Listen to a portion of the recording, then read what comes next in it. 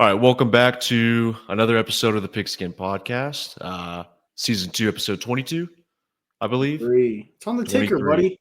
It's on the ticker. Restart. Come on, that's a good blooper to throw in there, though. All right. 3, 2, 1. All right, welcome back to another episode of the PigSkin Podcast. This is Season 2, Episode 23. Today we're going to talk the work of art that was college football this weekend. Absolute chaos. We are unveiling a new name for the show. So tune in on Monday for when we announce it. We might even say it at the end of this episode if you stick around long enough. But college football was an absolute work of art this weekend. Tons of excitement. Playoff picture, I think Dalton's probably got that pulled up. We're going to talk a little bit about the Heisman race. We're also going to kind of dive into the NFL a little bit.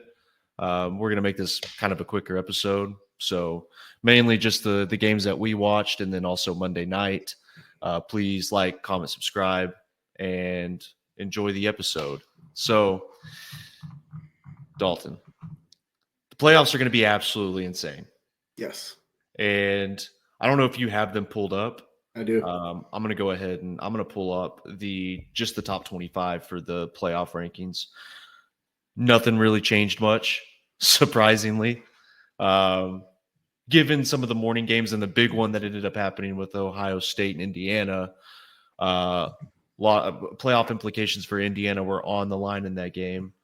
But right now, as it stands, Oregon is the number one team in the country. Ohio State at 2, Texas at 3, Penn State at 4, and Notre Dame at 5. So those are your top 5 teams. Mm-hmm. Oregon would be the number 1 seed, and they would get the bye. Who would be Georgia 2 seed? Nope. Texas. Sorry, Texas would be the 2 seed. I'm trying to think of the SEC team. Would that leave Miami in the 3 seed? Yep. Miami would be the 3 seed, and I would assume Boise State would be the 4 seed. Okay, I totally guessed. Boom. Tell you what, you've got it pulled up right now. So what's 5 through 12? So the 5 seed is Ohio State, 6 seed Penn State, Boom. 7 is Notre Dame. Gross. The 8 seed is Georgia. Tennessee is 9. Southern Methodist University is 10. Indiana at 11. Southern Meth University? Southern Meth University. Indiana at 11. So Lawton? Oh, Cameron? Indiana at 11. And the Arizona State University rounds it out as 12 seed. So, wait, 12 seed is Arizona State? Mm-hmm. So they would play Ohio State. They'd play Ohio State. So our wild card games, our round 1 games, would get Arizona State in the shoe at Ohio State. A Big Ten matchup between Indiana and Penn State in Happy Valley.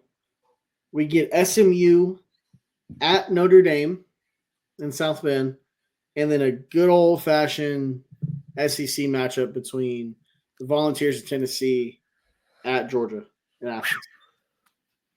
We've already seen that game. We have already seen that game. Yeah. So we get round 2.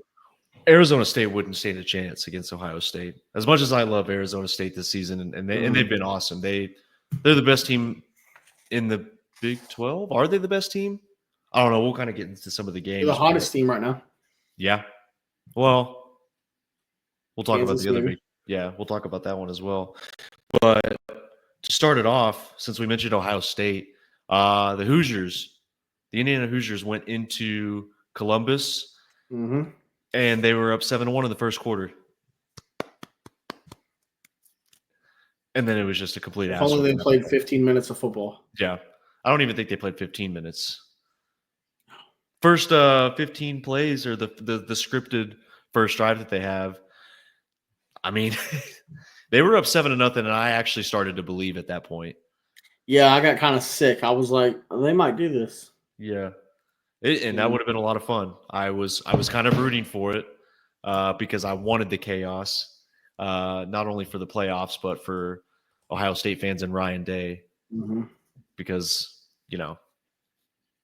that's just a terrible loss for him to take. But there's levels to college football, and there's levels to the talent that some of these teams have. I mean, that was an ass kicking. Yeah. They scored. They got the touchdown 2-point conversion in like the end of the fourth quarter, maybe. Yeah, it was very late. Yeah, it was extremely late. Their defense is so fucking good. Rourke had nowhere to go. The blitzes, the blitz packages, the zone coverage. Jim Knowles. I really, really thought that I didn't think they weren't going to be able to rush the passer, but I felt like Indiana stood somewhat of a chance. Yeah. But when you're just so outmatched, like talent-wise and physically, there's not much you can do. I mean, is this even a good win for Ohio State? Yeah, I know. Like, and I'm not trying to down on Indiana. This is the best season they've ever had. I still think they should be in the playoffs. I mean, you see the ticker at the bottom. Indiana won, lost. Yeah. Because, I mean, there's probably a chance that they still do make the playoffs. But, I mean, the final score 38-15. I mean, they got them in there right now in the 11th seed. Ohio State, on all phases, offense, defense, and special teams, they were just amazing. Like, Caleb Downs scores a touchdown on a punt return. Indiana's punter couldn't even catch the snap. Yeah. So they just kept dropping. I mean, I don't know. This is kind of what I expected it to be. It's what we had predicted. But there was a glimmer of hope in the first 10 minutes of the game. Yeah. So I remember I pulled it up at work and I was like, all right, we might get the Hoosiers. We might get some Hoosiers. I at least thought they'd last a little bit longer. Yeah, I thought so too. But they could do nothing. Like Jim Knowles, they'd get them in 3rd and 7+, and Jim Knowles would send 15 players at them. Rourke had no time in the pocket. Yeah. I mean, and even when he did on plays that he did, he was so rattled by that point that, I mean, he just was, wild throws, inaccurate. He had been a very, very good quarterback all season, and he looked average. He had time on you. Yeah. And I don't even know if Ohio State's defense just played perfect coverage, and they were getting after. I mean, they could send 4, they could send 3, and they were getting after him. So there was just really nothing Indiana could do. I still like Kurt Cignetti and this Indiana squad. They are the 11th seed.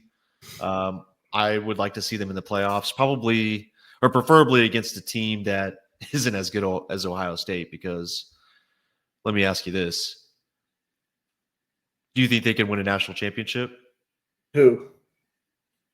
Well, let me ask Ohio State. They can win a national championship. Right? Yeah. I thought you were asking Indiana. Well, do you think Indiana could win a national championship? Obviously not, but do you think they could win and make it to the semifinal? I think if they get who would they need to match up against? Dude, you know what would probably be the best game of the it'd be the best game of the weekend? What? Or of the first round of the playoffs? Imagine something happens and we get like Indiana and SMU at the 8 and 9 seed. Oof. That'd actually be a lot of fun. That'd be fantastic. Yeah, because now the suck is the winner of that game would get matched up with the 1 seed. But I feel like Indiana's best shot to a semifinal game is if they either, as things sit currently, they'd have to get through Penn State. And I think they'd match up pretty well against Miami. They could beat Penn State. I think they could beat Penn State. I don't know. If Penn State could generate pressure, probably not. But Indiana, if they could bounce Penn State, James Franklin would be on a very, very hot seat. But Indiana and Miami, he wouldn't make I don't know how I feel about that. I'd take Miami as a betting man, but you can convince me that Indiana could make that a game? Against yeah, I think so. I think they'd make that a fucking fight. That'd be awesome. Miami's defense has been a problem. Now Mm-hmm. the defense played much better, this past past weekend. Saturday. But It's Wake Forest. yeah, and Wake Forest hasn't been great. So I think, yeah, they could probably beat Miami. I think so. That would be their shot at a semifinal game. Yeah. I think they could do it. Ohio State, they've shown up against like top 5 opponents this season. I mean, they played Penn State, and then they just played Indiana and completely shut them down. Lost to Oregon by 1. Ohio State's. What'd you think of Will Howard? Did you see his little gimmick towards the end of the game? No, I did not. I maybe did. I don't think so. Let me. By the way, speaking of Penn State, shout out Marcus Major in Minnesota making that a hell of a game. Yeah. I mean, obviously Penn State won, thank God, but fuck, man, that was fun. You didn't see the Will Howard thing where he was on the sideline? He was saying Google that shit, and he pretended to smoke a cigarette, throw it on the ground, and crush it. No, I did not. No, what the fuck? You know what? I don't care. I was very busy this weekend. That's so sick. Yeah, he's pretending to light a cigarette, threw it on the ground, crushed it. Sick. That's sick. What an asshole. Actually, feels like that was cool. Rolling, man. Yeah. Will Howard, I just don't know how I feel about Ohio State winning a national championship. And I know Will Howard, he's played really well, but he's going to continue to throw an interception that just Will Howard will cost Ohio State a playoff game. Yeah. Like if he doesn't clean it up. Mm-hmm. But I mean, he could probably throw as many interceptions. As good as that fucking defense is, they're going to keep him in every game they play. So, yeah. I think that was really all I had on Ohio State, Indiana. It wasn't even close. Ass whooping. There's Ohio State's the best team in the Big Ten. Do you think they in a rematch against Oregon? Maybe. Oregon seems to show up their best though against best. Dylan Gabriel shows up. Yeah. When you need him to. And so I trust Dylan Gabriel more than I trust Will Howard. Ole Miss, Florida. Florida knocks Ole Miss out of the playoff picture. You know what? For as much shit as Billy Napier gets, and a lot of it, I guess, kind of deserved because of what Florida's looked like under him and his tenure so far. Dalton, if you're going to give shit to the guy whenever he's bad, you got to give him praise whenever he's got his team rolling. So they are hot right now. Yeah. DJ They're playing really well. Amazing. DJ's been really good. Their running game is really good. Their defensive Is he the best freshman quarterback in the country? Best freshman quarterback? Yeah. I guess you could make the argument, yeah. Well, I don't know who you'd say is better than him. I don't know. Jackson Arnold had a pretty good performance. So DJ Lagway, he makes don't let the stats fool you. He has a couple of throws in each game in the past 3 weeks. Mm-hmm. I mean, you know why the kid was a 5-star, why he was the highest touted QB in the 2024 class. It's because, I mean, he's incredible. I feel like he could be a really good runner of the football. I just never see him scramble. I want to see how fast he is. Don't you? I agree. I would love to see him out in open space. Yeah. I mean, he was a dual threat, wasn't he? Yeah. Yeah. He's a hell of an athlete. Yeah, no, he is. He's a hell of a fucking football player. But Florida, you can make the argument that they beat Georgia if DJ Lagway doesn't get hurt. Yeah. They could have made the game against Texas closer, if not beat them, if they didn't have their third-string quarterback that, is blind, retarded on acid, can't play football. Right? Yeah. That guy, I mean, Florida had no chance with their third string against Texas, but if DJ Lagway's playing, I'm not so sure Texas wins that game. I'm not so sure that they lose to Florida. I mean, that they lose to Georgia because they beat LSU. Now they handled Ole Miss.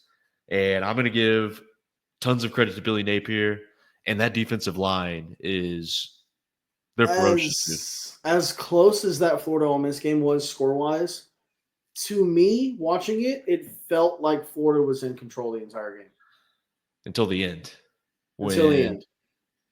When I don't know if it was Billy Napier or if it was there's the thing with DJ Lagway. He's still a true freshman, and you can tell because there's still 20 seconds on the play clock, and he's snapping the ball, and you can see him on the sideline. Hey, slow it the fuck down, and he's amped up. He's a freshman, so yeah, you have to, instead of giving him control in that scenario, call a huddle. Yeah. So I got to discredit Billy Napier for that and DJ, but yeah, I mean they gave it right back to Ole Miss, and Jackson Dart basically said, "Here you go." It's the SpongeBob meme with Plankton. That's my ice cream. Good. Now let him have it. You can have it. Man. So Jackson Dart basically played himself out of Heisman and being drafted in the first 2 rounds. I still think he gets drafted early enough. Are you sure? I don't know. The crying on the sideline. Dude, the end of that game was atrocious. So as much praise as I will give to Florida and how good they've been, and I'm starting to see the vision.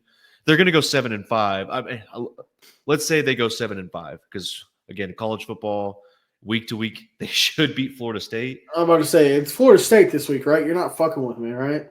Like they don't have Oregon randomly in the week. Yeah, they should handle business with the way they've been playing. But, the Florida of week 1 against Miami could show up. You never fucking know. That is true. All right, enough of the praise of Florida because they deserve it. But let's talk about Ole Miss real quick. So Jackson Dart at the end of the game was given a chance and given an opportunity to tie the game, potentially send it in overtime. Instead, he wanted to be gracious and give Billy Napier in Florida the win. He said, I actually am done playing football. I don't want to be in the playoffs. Here you go. Here's the ball. He did it 3 times, in fact. He threw back to back to back 3 interceptions in a row.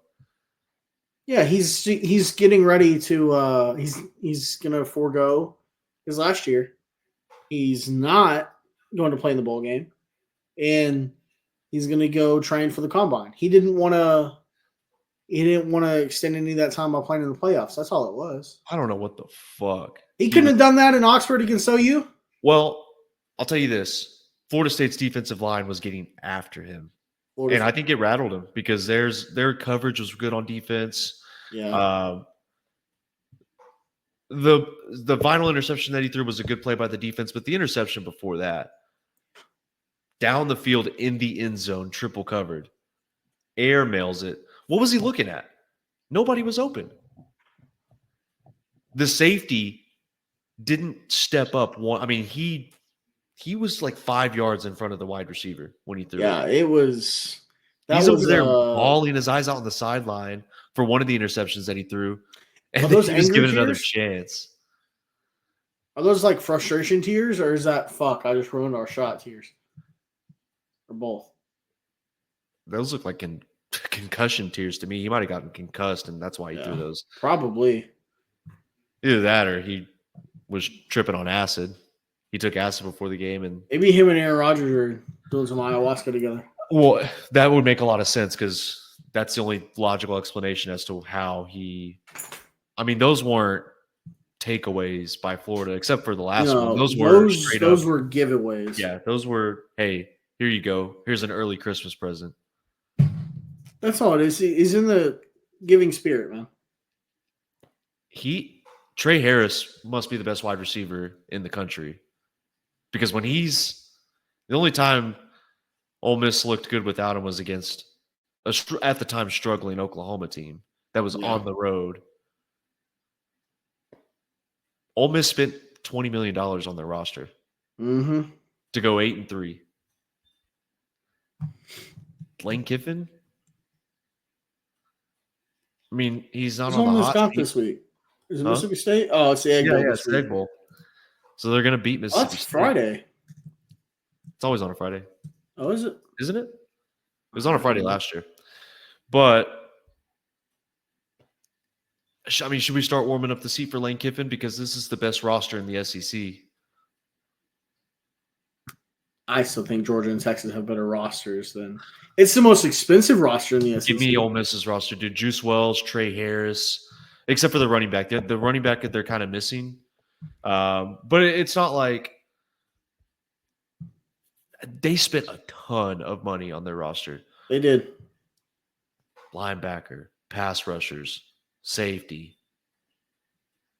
Juice Wells at receiver. Inside interior lineman. Princely, Walter Nolan, Key Lawrence before he, shut it down. Yeah.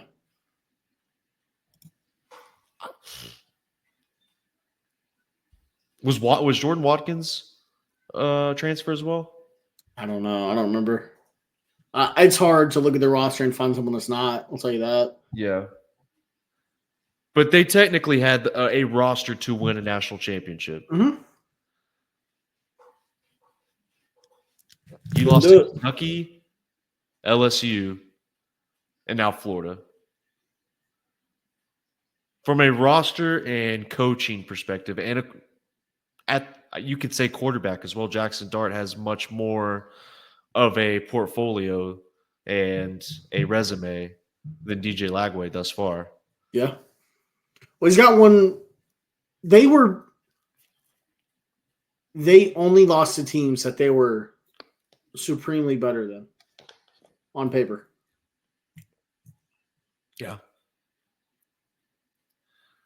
And they're I would like a rematch against Ole Miss. I would also like a rematch. I would like a rematch against Tennessee. Yeah. I would like a rematch against Ole Miss. Well, I'll tell you who I don't want to play in fucking South Carolina. I don't know. I really don't even know what else to say on this game other than the fact that, like, if you're an Ole Miss fan, there's absolutely no way you're not thinking in the back of your head, like, all right, the Lane Kiffin tenure's done. He's done really good for the program. He's a good coach. 0-3 in one-score games this year. Yeah. They've lost all 3 games by a combined total of 13. And you know what? Like, this wouldn't be such a big talking point because Ole Miss has never been just like this supremely premier program. They've always been middle of the road in the SEC. They've had big years. It was the best job for Lane Kiffin. Mm-hmm. He's a good coach. It was the best spot to be in. You take over a middle of the pack SEC team. Expectations aren't high. Hey, can you win us like 8 to 9 games? Like that's better than what we typically do. Your guy at Toledo, by the way, Torres, just scored a touchdown. Anthony Torres, man. He's a stud. 7th-year senior, probably not going to get drafted, but he looks like an NFL tight end. We'll find him an extra year of eligibility. He can go play at OU. Yeah, that'd be nice. Yeah, no, Lane Kiffin should have just kept his mouth shut instead of saying, hey, we need more money for this roster. You know who really should have kept their mouth shut? Mike Elko. Dude. Oh, my God. You can't lose that game to Auburn after doing that. Well, and now they're out of the playoff picture as well. Yeah. So the Texas A&M game this weekend was going to be for a spot in the SEC championship game and likely a spot in the playoff. Final score in 4 overtimes, actually. Auburn 43, Texas A&M 41. Auburn finally got a win that they desperately needed.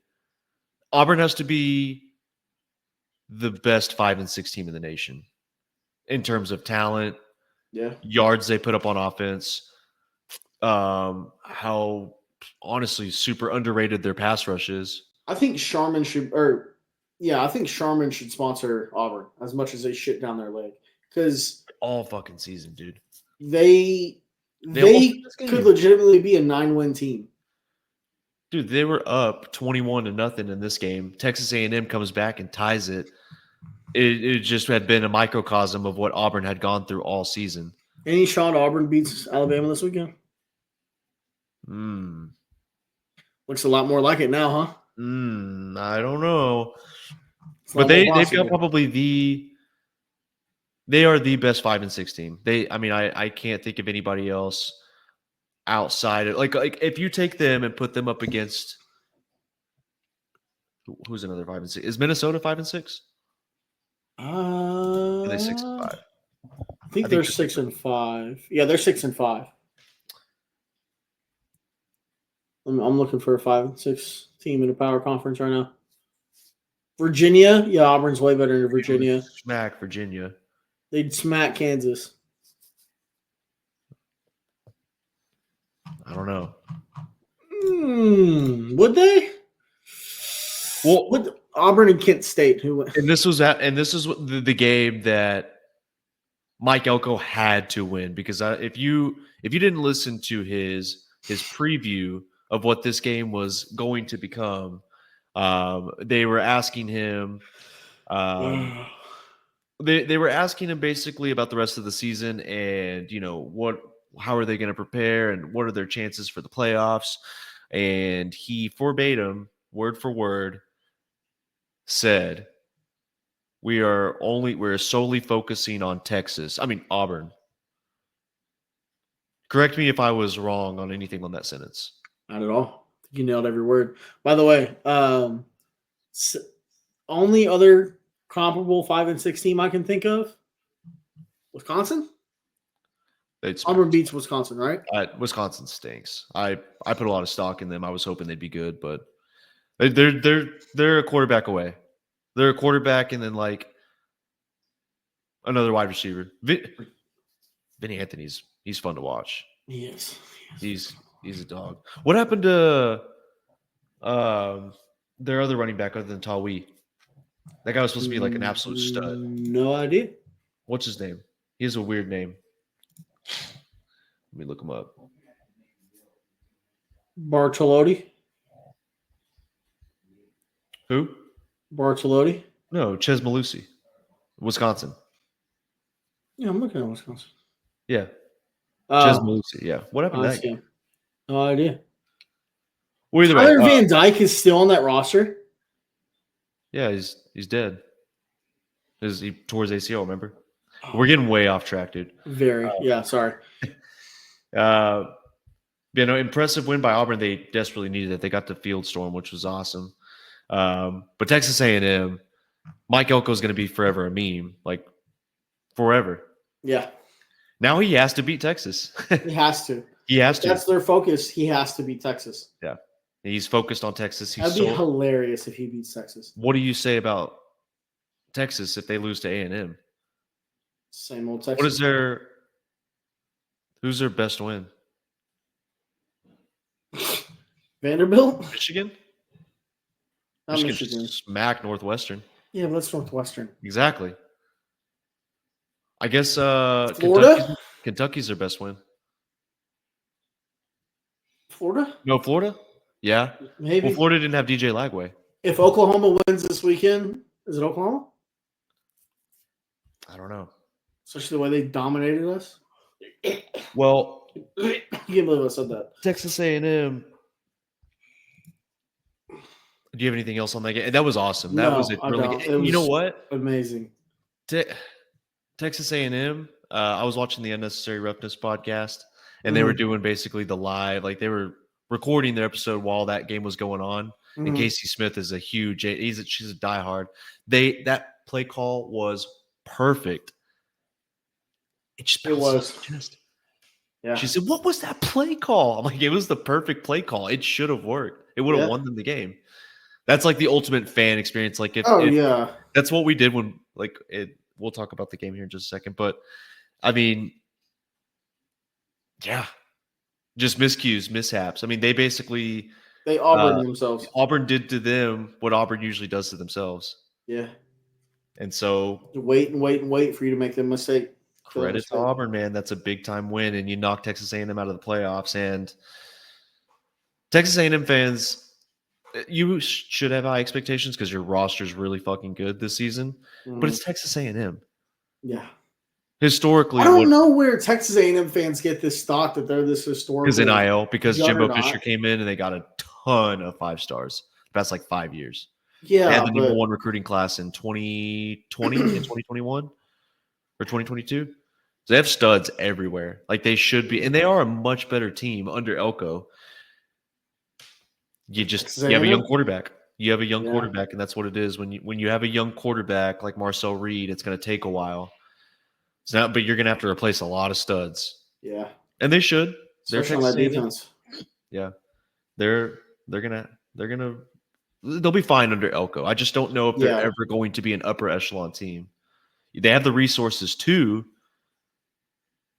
I don't know. Marcel Reed has to be Johnny Manziel next season. Think so? Yeah. He's got to be at that level? Yeah. He's got to be that level because the SEC. Does Johnny Manziel win this Texas A&M team a national title? Yes. Oh, okay. Yes. Okay.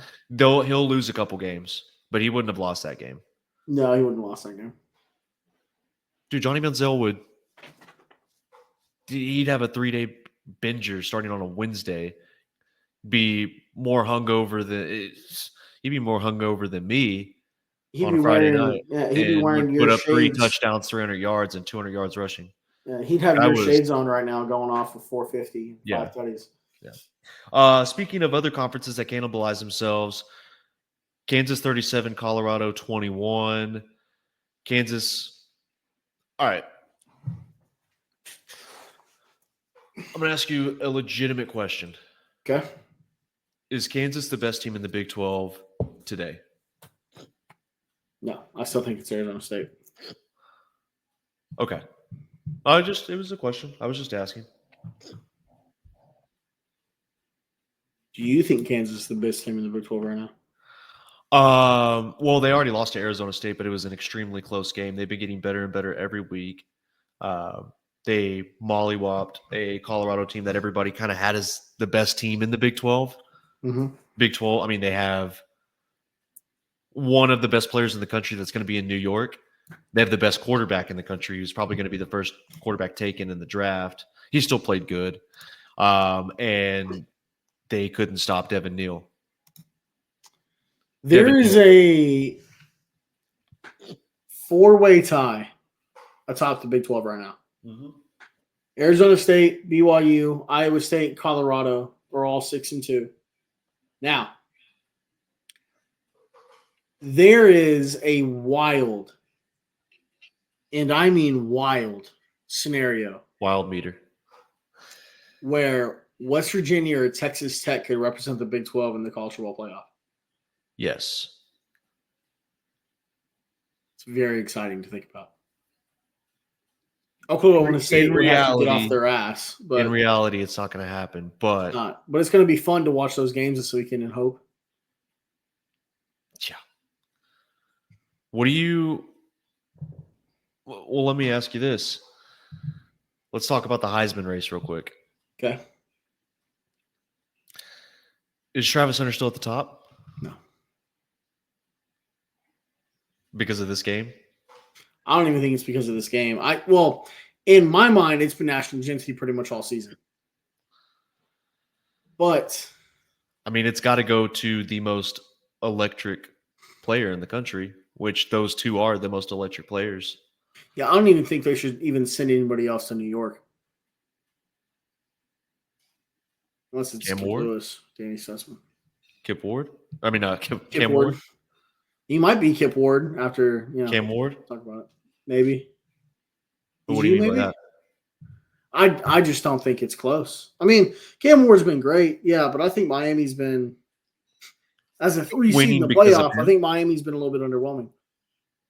But they've won because of him. They have won because he's putting the team on his back. Him and Restrepo. That's a good wide receiver, by the way. Damn. He's a very good wide receiver. His story's great, too. Well, he's just a damn good football player. Like, he's open all the time. He's a fucking beast. But 7-11, man. Travis Hunter, he still had a great game. Yeah. He's not the best corner in the country. He's also not the best wide receiver in the country. But he's 2 for 1. And he's... In your mind, does that give him the Heisman? I know Charles Woodson did it. I think he just has too many moments this season. Like some of the catches he's made. He's had 3 incredible catches this season that have basically won the game for Colorado. Here's my question. The game against Utah, okay, that insane catch, he gets over 3 defenders, puts them into scoring range, and they score a touchdown on that drive. The one against Colorado State, he had the big interception against where did he had a massive interception that sealed the game, and I forgot who it was against. Is Colorado in a position to make the playoff without Travis Hunter? No. Okay, how much worse are they? They lose. They'd be 7-4, and they'd be completely out of the picture, which they are now. I guess one more loss. Okay, where is? And I know it's not the MVP award. I know, pretty much is. Where is Boise State without Ashton Jeanty? That is a damn good point. They would be middle of the road in the Mountain West. They would probably win 2 or 3 games, if that. They definitely have at least they lose Saturday without Ashton Jeanty. They lose Saturday without Ashton Jeanty. They're not competitive against Oregon without Ashton. They would have lost to Washington State. Would have lost to Washington State. I think they would have beaten Georgia Southern. Maybe they might have lost it. I mean, they may lose that game. UNLV? Huh? UNLV? I think they. I think they lose to UNLV without Ashton Jeanty. I wanted to have this discussion because I am with you on it. I finally switched to Ashton Jeanty on Monday. I have him as my number 1 for the Heisman. I wouldn't be upset with Travis Hunter winning. I wouldn't either, but I think I would. I think you just don't like to have fun. You're right. I'm a Packers fan, right? Yeah. Dalton is like the ultimate hater. If it doesn't go his way, he is not a happy boy. So we need Ashton Jeanty to win. So I'm a Packers and a Sooners fan. I've never known things to not go my way. Yeah. Unless it's in the playoffs. Yeah. But I mean, you are right. Ashton Jeanty, he's the best player. And the only thing that I fear for Ashton Jeanty is he's starting to lose his spark because he has been running so much. I mean, he averages like 30 to 40 carries a game. He's getting his ass beat. Yeah. He ripped off a long touchdown run against Wyoming. But you're right. I mean, they're nothing without him, man. Well, their defense would have won them a couple of games. Yeah. Obviously, the game last week and the game this week. He's averaging 26.6 touches a game. Yeah. Not rushes, touches. He's getting the ball. Yeah, I know. He's incredible. He's incredible. Well, that just goes further your point that he is just getting his ass kicked. Yeah. That sucks that they're 10-1 and they're probably going to make the playoffs. They're going to beat Oregon State. And then they're. What do you mean I hate fun, dude? A running back hasn't won it since Derrick Henry did. Well, I didn't mean you hate fun. I meant like you're spoiled. You have to have it go your way. If it doesn't go your way. I am a bitch spoiled. Bitch boy. That's what you get for being a Packers fan. No, I'm just kidding. But I agree with you, Ashton Jeanty. I put him at number 1 in my Heisman voting. Number 2 would be Travis Hunter. And number 3, I've got Cam Ward. Yeah. And then Dylan Gabriel at number 4. Those are the 4 that go to New York, you think? And then my number 5. What about Shedeur? I think he should be in New York. He just hasn't gotten enough attention. They haven't been a pair of teammates since what, Baker and Dede? Yeah. Actually, you know what? I'm going to take Cam Ward out and I'm going to put Shedeur in front of him. Okay. And then I'm going to have Dylan Gabriel at number 4. And then at number 5, I'm going to have Kip Lewis. There you go. Kip 6. So speaking of, so Indiana lost against Ohio State. They got throttled and they absolutely had no chance in that game. They basically went in there, they scored 7 and said, "See ya." There's nothing else we could do. But they won, right? Maybe. because Ole Miss loses to Florida, Colorado loses to Kansas, Texas A&M loses to Auburn.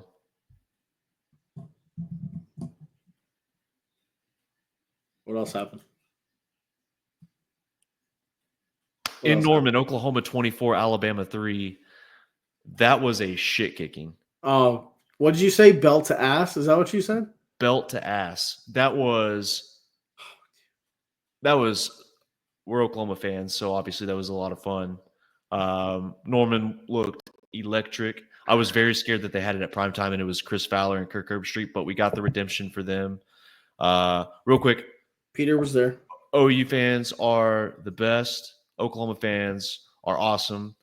Joe C. And the fans basically, made a little memorial for Kirk Herbstreit for Ben. Mm-hmm. That was cool. King stay kings. Rest in peace to our good friend Ben. We'll miss him forever. And we like Pete. We're Pete guys. So He's a good boy. we're big. He's a good boy. We're big Pete guys. Wow. Wow. I mean, Dude. I had a feeling. I called it. I took them plus 14. I said that was my easiest bet on Friday for college football was Oklahoma plus 14. Again, if you didn't watch the game, you missed a lot. Yeah. Obviously, we watched every snap, but that was that was awesome. I had a lot of fun watching the game. That was the best night I've had this entire football season. Well, and because it's so unexpected with everything that happened with so many underdogs won this weekend. Yeah. I mean, Oklahoma was given no chance. Florida, very little chance to win that game. And Auburn had very little chance to beat Texas A&M. But this one was just a little bit sweeter because it was Oklahoma and a red-hot Alabama team that was playing really good football. Big Ev and Brandon People Walker. had Alabama winning the national title. Yeah. Yeah, Dave Portnoy had him as his national title winner. Yeah. But yeah, unnecessary roughness. It was Big Ev and Brandon Walker basically said it best. They said this was an absolute shellacking. They said 24-3. It should have been 45-3 or 45-10 because Alabama got hoed at one point. Real quick, I want your thoughts. What do you think? Let it all out, buddy. Let all the excitement and the emotion out. I think Bill Bedenbaugh, no matter who comes in to be offensive coordinator, is not allowed to leave Norman, Oklahoma, unless he's to go on vacation. Yeah, I think Michael Fasusi chose the wrong game to go to this past weekend, and he even said it. He didn't stay in Austin after the Texas-Kentucky game. After the game ended, he immediately headed scheduled home, that visit. and he watched. When you schedule a visit to recruit, like there's a time frame. Like you can't. I mean, if you were to back out, it would have been funny, but it would have been very funny. But I don't blame him for going either, as it did not. No one thought this was going to happen, right? I don't blame him for going at all. But except for your buddy that's doing this podcast with you. I'm just kidding. I didn't think they were going to blow him out.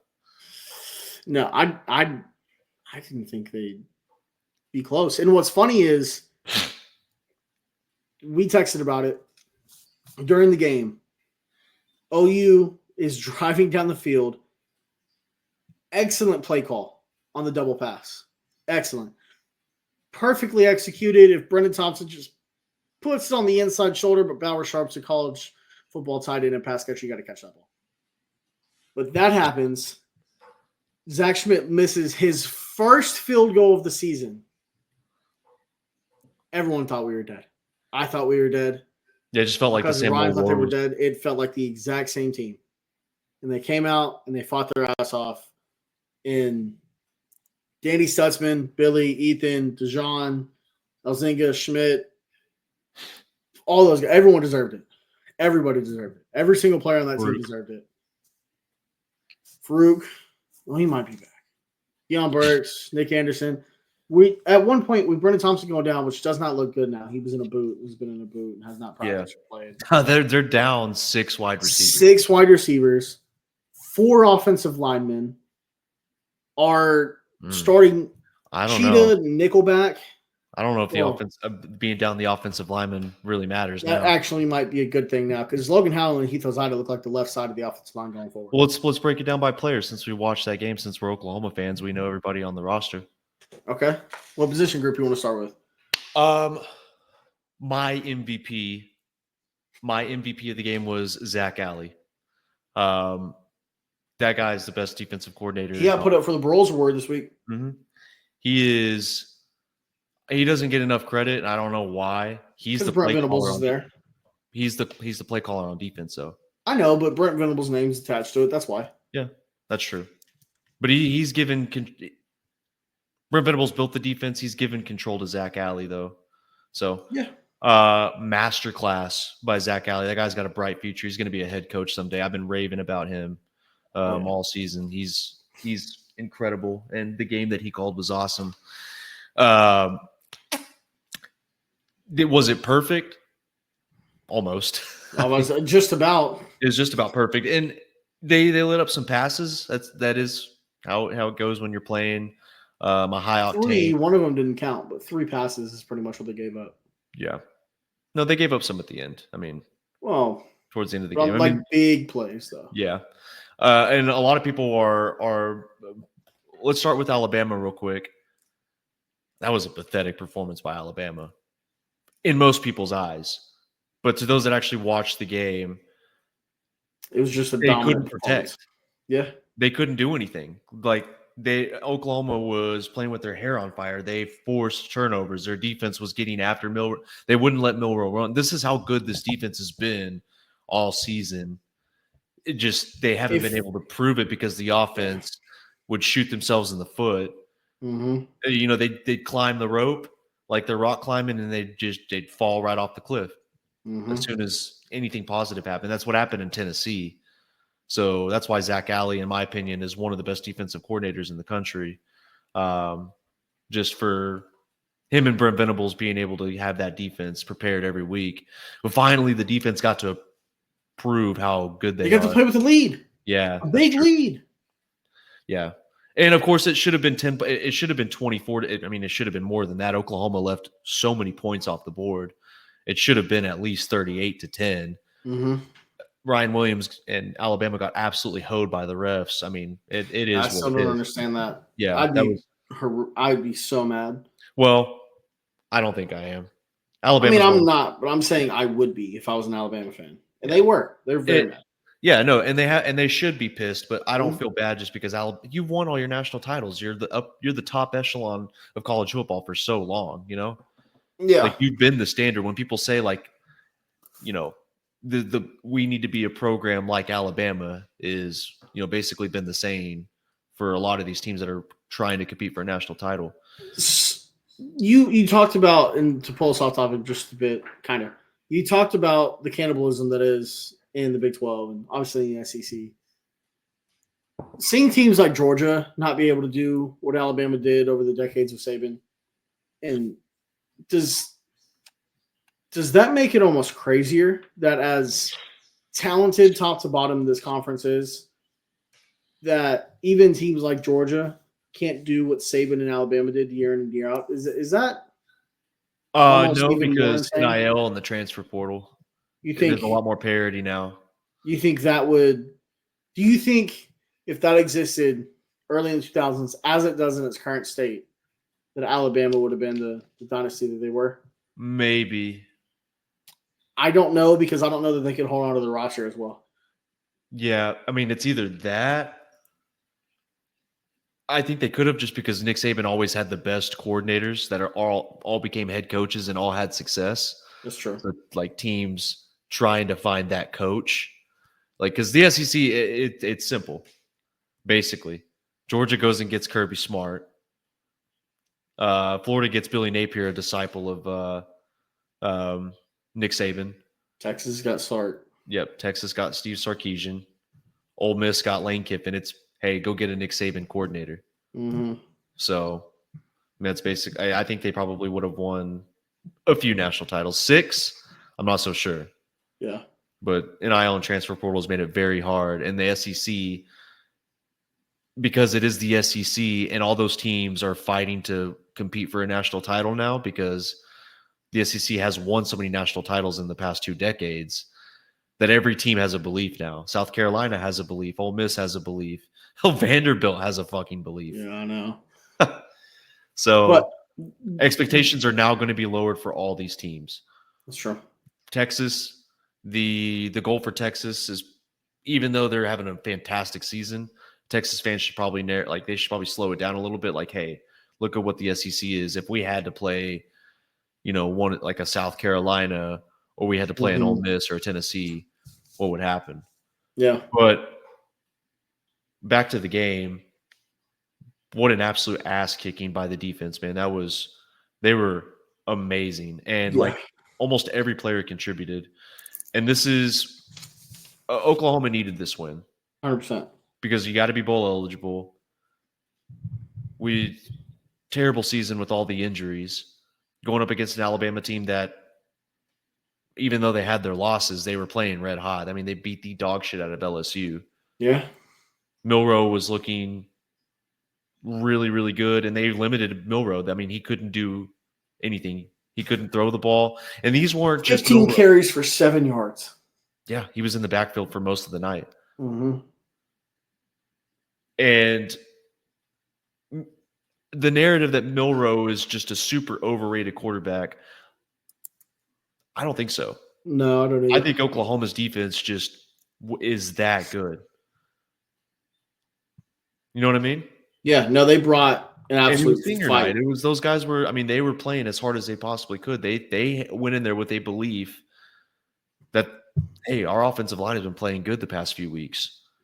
In that 15 carries for 7 yards, he only got sacked once. It's not like they sacked him 9 times. Once. He got sacked twice. Strip sack. That was a pick. Because Mason Thomas got 1 in the third quarter. Mm-hmm. And then the other one where Woody Washington got his yeah, but it wasn't a sack. They didn't credit it as a sack. They credited it as a pick. Yeah. Okay. Well, Mason Thomas got there. So. He did. Which Mason Thomas, if he comes back next year, watch out. Second best pass rusher in the SEC behind Kyle Kennard. Kyle Kennard's Dylan Stewart. You can make the argument. Colin Simmons has been really good. I say Colin Simmons too. Yeah. Are those your top 3 though? Yeah. Those would be my top 3. He's playing himself as well. He's been playing himself into an NFL draft pick, though. I mean, guys are going to be looking at him. He doesn't have the measurables, but he'll be a steal. He's 1 inch shorter than Nick Medina. He doesn't have long arms, though. That's true. He doesn't have the same. He doesn't have the measurables other than his get off. His quickness and get off is unmatched. It's him and Dylan Stewart are just unbelievable in that regard, and Kyle Kennard as well. But Mason Thomas, that's the thing is if you're Oklahoma, you want to play with the lead from here on out because Mason Thomas is going to be unlocked. They can pin their ears back like they've been wanting to do all season. Yep. That's what they can do whenever the offense isn't, the interior was great too. John Terry had his best game, maybe of his career. He was all over the place. Yeah, Jaden Jackson he was good, insane. He was, and the stats aren't going to be crazy in games like these. Like the leading tackler on the team was Des Malone with 5. But like Jaden Jackson's just knocking fucking offensive linemen around, creating holes for like Dominic Williams and DJ Terry and all these guys. Yeah, dude. I think Dominic Williams should come back for another year. I 100% agree. Because he's going to be so good next year. You need at least 2 or 3 years with Schmitty. Because look at Ethan Downs, man. Yes, Ethan Downs has been incredible. Fantastic. Mason Thomas, he's having his best year as a Sooner. Like, he's going to get more explosive. TCU didn't do him right. I can only imagine next year's defensive line. Another year of Grayson Halton. And that's the thing that kind of scares me is because I think the defense is going to be really good next season, but without Stutzman and Bowman, it's going to be – I think we'll be okay. I hope so. You need I PJ. think You need PJ to be unlocked. you need PJ to become unlocked because you're losing also a guy like Trace Ford and Ethan Downs. But I think And that's the thing. Trace Ford last season, what did he do? New year under this new regime, he's been and fully incredible. healthy. Him being healthy, I think, was big. He's going to play himself into an NFL, either undrafted. Edmund Santa Fe, dude. It's crazy. Yeah. We may have the best corner in college football as a true freshman. The guy's Eli Bowen. Yes. He's good, man. He's really good. Super intelligent. And that's the thing. So that's the other thing with Milroe. Remember the screenplay that he broke up? I mean, that's reading. He goes in between two guys that could have caught that screen. And of course, it was piss poor effort by Kobe Prentice. Yeah. But still, these weren't. But that's tape, though.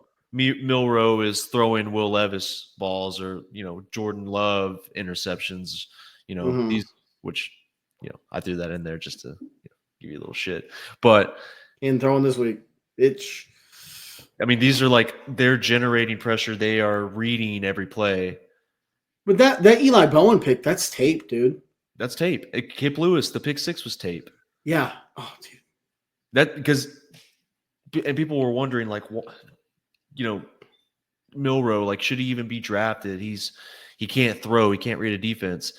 At the end of that game, or in the third quarter when those picks happened, Alabama, it was full on. Hey, we can't get any yards. Milroe cannot use his legs. The running backs, they were driving, playing the run too damn well. They're fitting every gap. We can't. Guys aren't getting open. We need to get the ball out quick. We need to generate screens. It's got to be there's no going through your progressions. We got to get the ball out quick. Film study. Eli Bowen read the screen perfect. Kip Lewis, perfect drop back.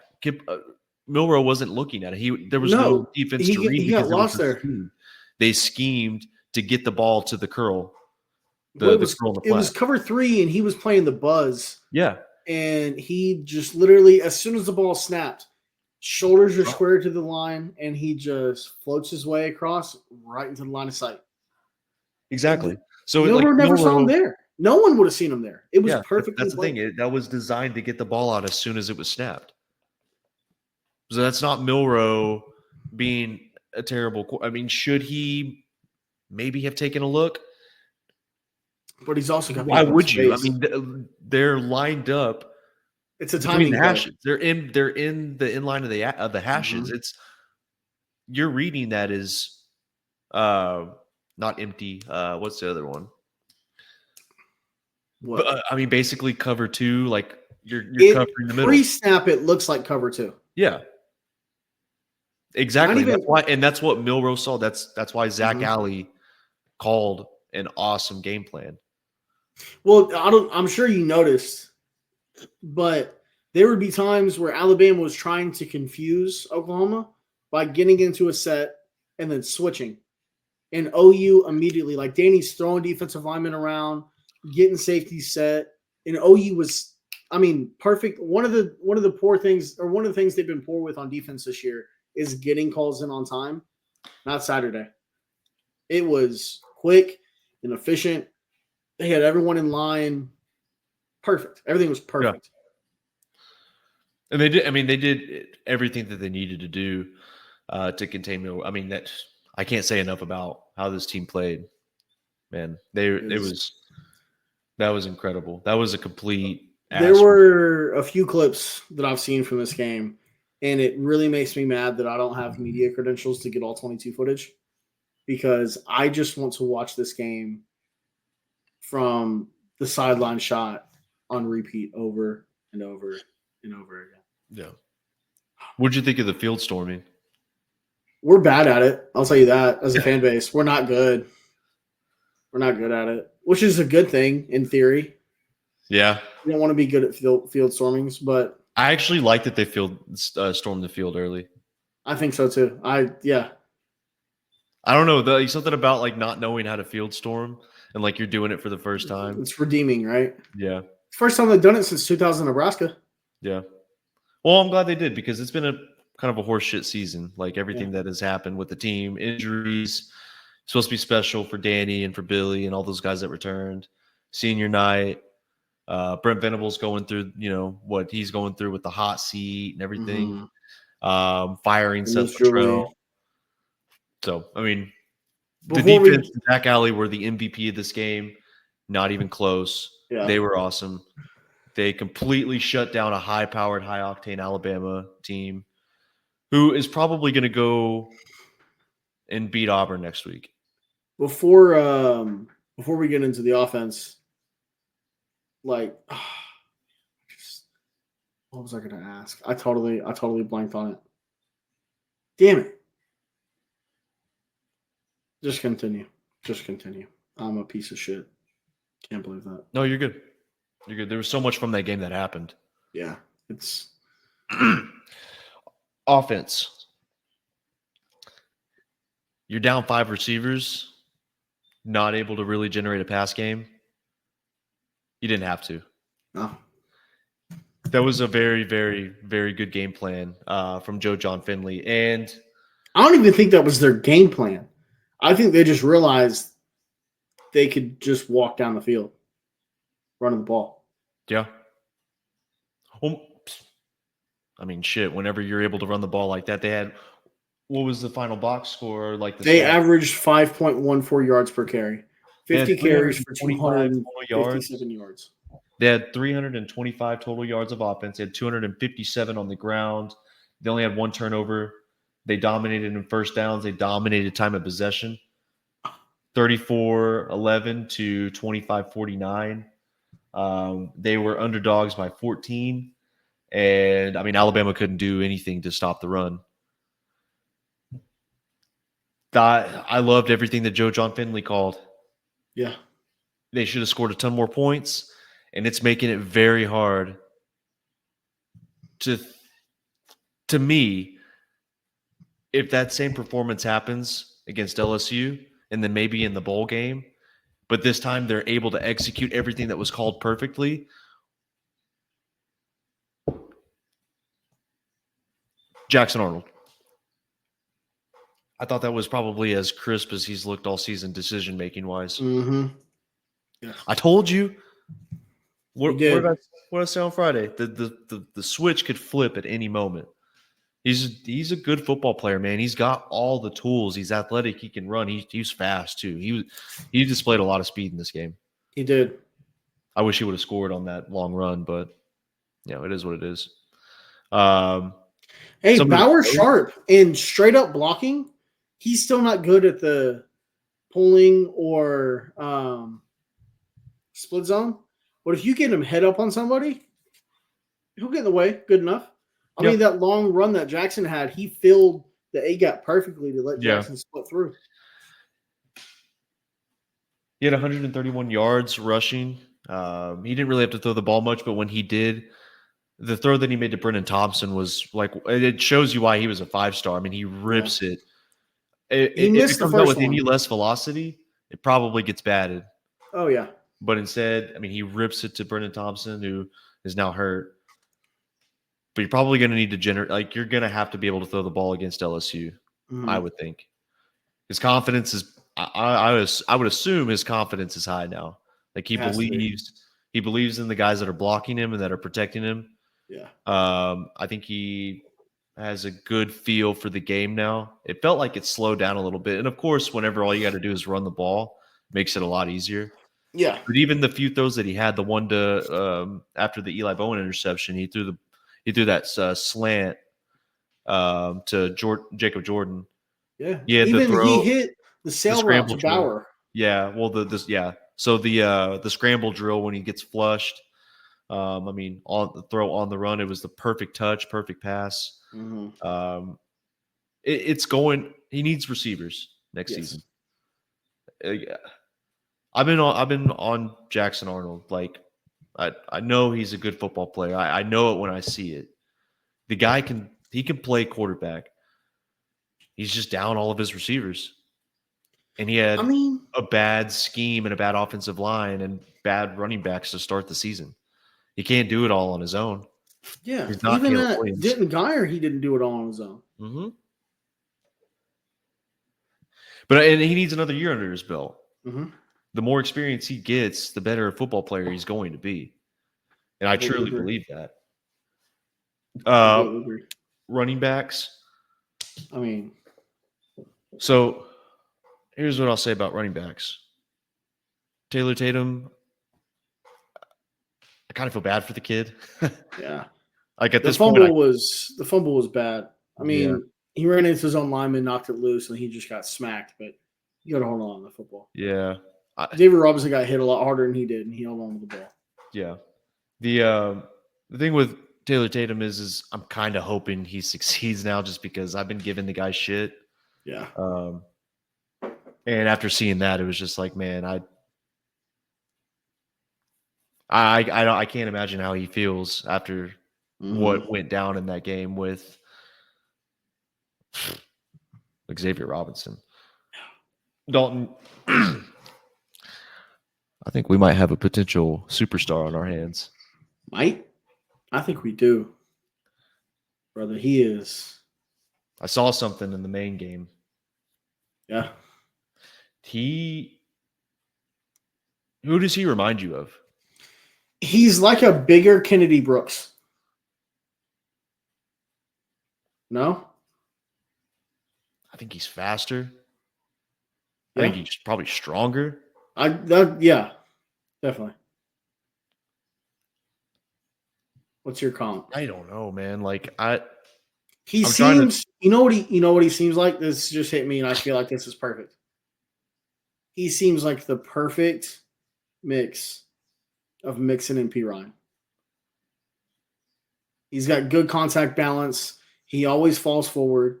He's secure with the football. He's got good vision. You get him out in space, and he can burn you. He's fast. He does not have great hands out of the backfield yet. Yeah. But credit to him, because I don't know why he wasn't playing to start the season. I can assume that, hey, he's a true freshman. He has a lot to learn, and he has a lot to get right. Mm-hmm. He did a damn good job. Yeah. He looks like a natural running back. Mm-hmm. He looks like a natural runner of the football. He's got good vision. I think that kid's going to be playing on Sundays. Oh, yeah. 100%. Yeah. I don't know, man. I watch him play running back. We probably win against Missouri if he's playing running back most of the game. Yeah. Yeah. I don't know, man. If you're Caleb Hicks, you've been in love with Caleb Hicks. Well, there's no reason for him to come back next year. Well, yeah, no, there's none. Who would you keep of the 6 running backs that we have? Who's gone? Sam Franklin. I like Sam Franklin. I hope he stays as a coach. He just seems like a guy that keep your head down. I think he's got another year. Yeah, he's not going to get much playing time. No, he's not. Unless something drastically happens. It'd be cool to get all those running backs out there. Yeah. That's what Oklahoma's been the most successful when they can run the ball. Mm-hmm. That's kind of their mantra. I think if you're going to hold on to, you keep Taylor Tatum, you keep Xavier Robinson, Javonte Barnes. I think he's still got another year, right? Gavin? Question mark? I think so. I want to see Taylor Tatum succeed, but I think he's got to transfer. Think so? I don't know, man. He's going to be playing baseball for us, I think. I know, and that's what sucks, dude. He's going to be such a good baseball player for this team. I think he wasn't ready to play college ball just yet. Well, he came in late, too. He did come in late. Most of his tape is he's the best athlete on the field, and he can bounce outside. Mm-hmm. Exactly. Xavier Robinson's tape, high school, the reason I liked him so much was everything that he brings you. He's 11 months ago, he was the most violent player on the field. And Saturday, he looked like the best and most violent player on the field. Oh, 100% he was the best player on the field. It's not even him. And on offense, for both offenses, he was the best player on the field. Yes. Like him, and then Ryan Williams was second. Yeah. Jackson Arnold third. Yeah. I don't know, man. He looks like he's going to be a superstar. He is. but I think you hang on to Javonte, you hang on to X, you hang Sawchuck. on to Taylor, and Sawchuck. I think you give Sawchuck another chance. I think so because with a good offensive line, he shows how good he can be. Well, what's Javonte's status? Is he even going to play next week? I Think doubt is he it. good to go? Maybe he was on the sidelines jumping up and down, going crazy. He was the hype man all game. I think your 3 running backs next week are you start with Javonte if he's healthy, and then you bring in Okay. well, Barnes, he just has the best clear vision of the offense. So Okay. Well, LSU has been bad against the run, but they're going to be king run all game. yeah, They're going to make us happy. it's going to be. I think you just start with 21 personnel and you put Xavier Robinson and that's Javonte what we've been best at. But you need to bring in Sawchuck too, because Sawchuck has the burner speed. So you got to scheme stuff up for him. Like, hey, let's get some gap scheme stuff going. Let's run some misdirection with Sawchuck, and let's get him into open space. Should we get under center more? Yeah, I like that. Dude, jet motion pin pull for the touchdown. Beautiful play. Yeah. Jet motion. Tackle over, and I text this to you. Tackle over, jet motion. All right, football guy. Shut up. Tackle over, jet motion to the H-back dive out of fucking strong eye. Dude, wow, that football. Is so beautiful. No, that it was such beautiful football. Yeah, no, I mean it was a great play. We were. I actually have a goal line play that I'm going to send to Joe John Finley that I really like, and I think it would work. Yeah, I have one that I took it from an NFL play from 2018, but it hasn't been ran since, and I'm going to DM Joe John. Did you see us try the double swings or the double flare screen with the tight end delay? Yeah. Bama was on top of all that tight end delay shit. Yeah. They tried it a few times, but good on Jackson not to force it. Yeah. That's what I'm saying. Jackson, crisp decision making. If it's not there, run the ball. Nothing was really open. Yeah. But yeah, wide receivers block their ass Xavier off. Robinson, love him. He's incredible. Wide receivers, you know what? For their effort of blocking their asses off on Saturday, I think we should reward them by throwing a deep bomb to JJ Hester and Zion Kearney, because those guys were blocking their asses off. I agree. Also, you need to see what you have in Zion Kearney. Scheme some stuff open for him. The offensive line is blocking really well. Get him on a slant, man. I want to see what he can do with the ball in his hands. I agree. Scheme him open.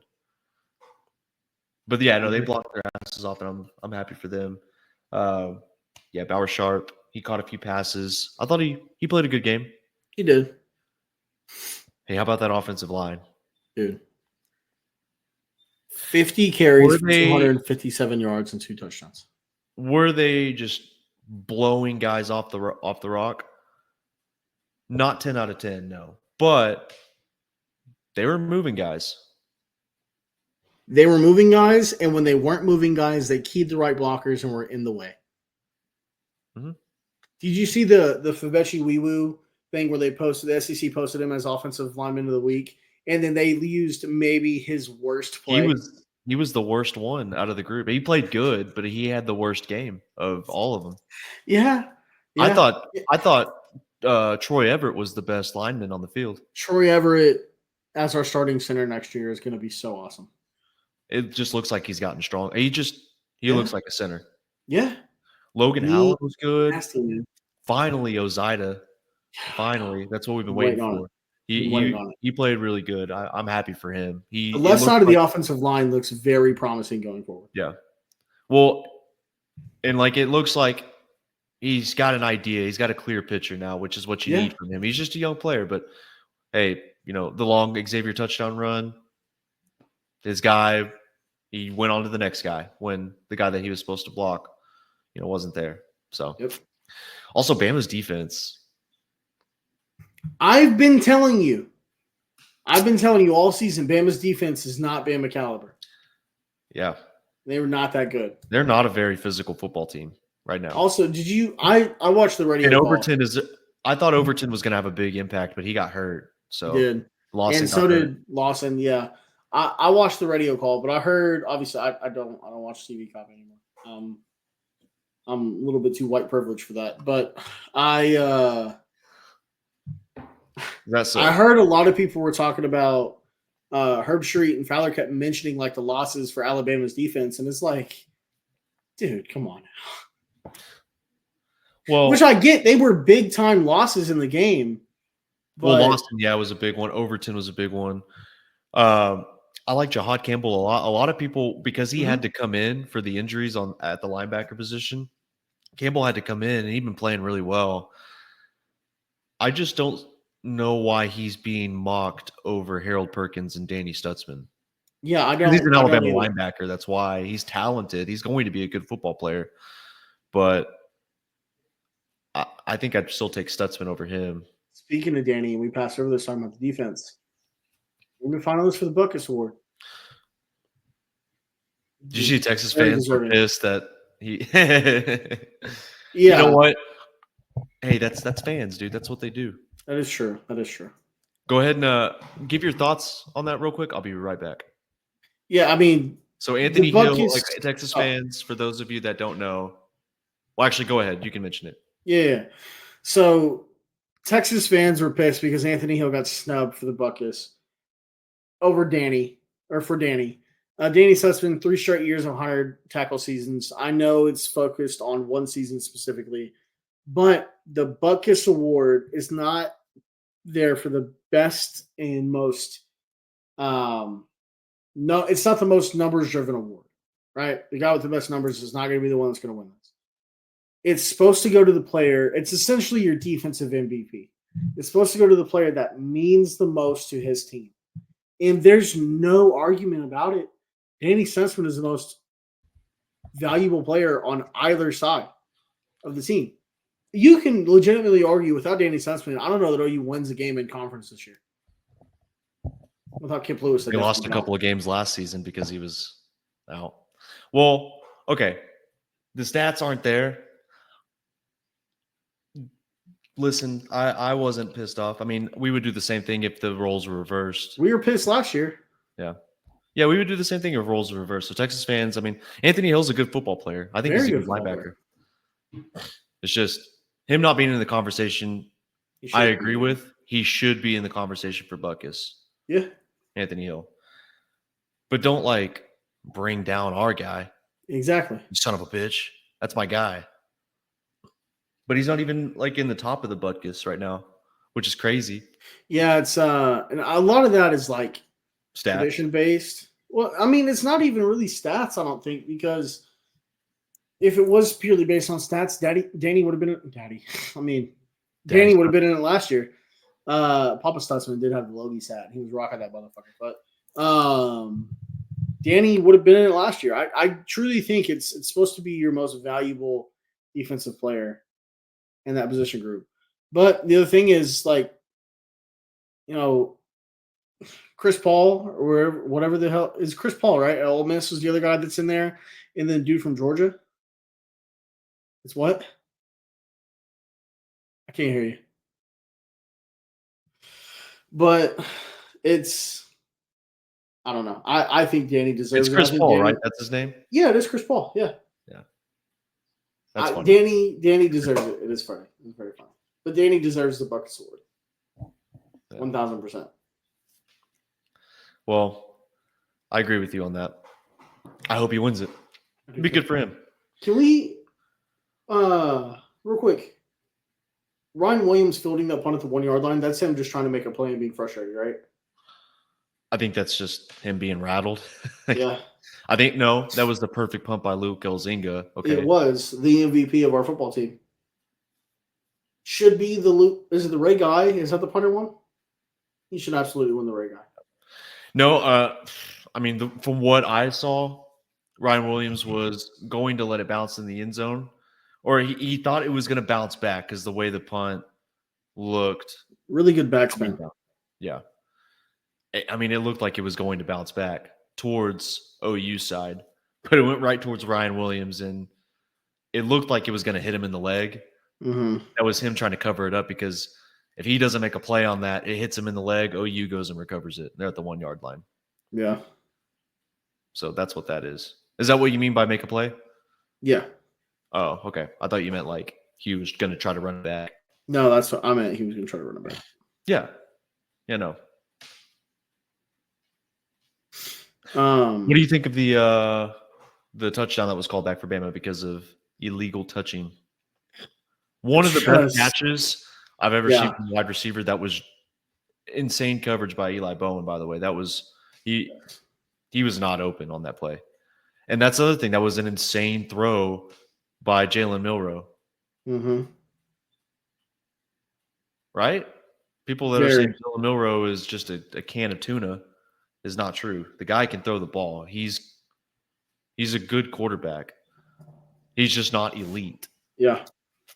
Like people want him. Like people are comparing him like he's an elite quarterback. People are trying to take him and compare him to guys like Aaron Rodgers, that at least ball placement and like elite throwers of the football. No, but you don't have to be an elite thrower of the football to be a great quarterback. Yeah. Look at Cam Newton. If you want to be an elite quarterback, you do have to be one of the best throwers of the football. But you're right. Like to be in the category of top 5 this season, yeah, I would put him up there. I definitely would as well, especially because he is their team. Yeah. See it right there. 11-26, 164 and 3 picks, not touchdowns, picks. They don't do anything. Against LSU, he was everything. They couldn't stop him. Yeah. Alabama is very, very heavily dependent on what Jalen Milroe can do, which makes sense. He's their starting quarterback. But Tennessee has what people say they're the best defense in they're one of the best defenses in the SEC. Mm-hmm. Jalen Milroe looked just fine for most of that game against him. Yep. Turns out Oklahoma's the best defense in the SEC. Or the best coached, in my opinion. Other than like Kirby Smart's Georgia defense. Yeah, that's fair. What did you think of the illegal touching though? Like it's just I don't get horrendous call. Yeah. Horrendous call. Absolutely horrendous Boy, call. we got bailed out for sure. We deserved one though. Yeah, 24-10. I mean, that's not going to really change a thing. Yeah. It's not like it was game changing. You're right. No. It looks prettier for Alabama. Alabama doesn't have as many bad stats or historic stats if that happens, but it doesn't change the outcome of the football game. That's for sure. Man, that game was. I could talk about that game all night, dude. That was. That's all I've thought about. Yeah. I can't stop thinking about it. I've watched the Kip 6 squared 500 times since Saturday. Dude, I keep watching the one where it's a design quarterback run and they're all in the backfield. Yes. Actually, he's my favorite play is the first play from the OU's defense where Danny Stutzman, they run essentially counter and they pull the tight end to cover, and Danny Stutzman slides to the B gap, immediately back to the A gap and stuffs Jalen Milroe, who's bigger than Danny, or about the same size, and is running at him with momentum. Yeah, I don't know if he's bigger than Danny. They're about the same size. Yeah. Cowboy collar looks sick, by the way. I'm glad he's wearing that. He just looks like a football guy. He's a ball player. He should wear it in the NFL. Yeah. Is he still going to Seattle, you think? Well, I mean, that's not like that was 100% certainty, but I haven't looked at Tankathon. Okay. Probably should at this point. How are we feeling about next week? This Saturday? I'm scared because all my confidence is back. I spent 90% of that game. The 10% I spent screaming and scaring the shit out of my fiance. The other 90%, I was telling myself, this won't happen. This can't be real. Calm down. Don't jinx it. Well, I was scared because they've hurt me before. Yeah, I know. Especially this season.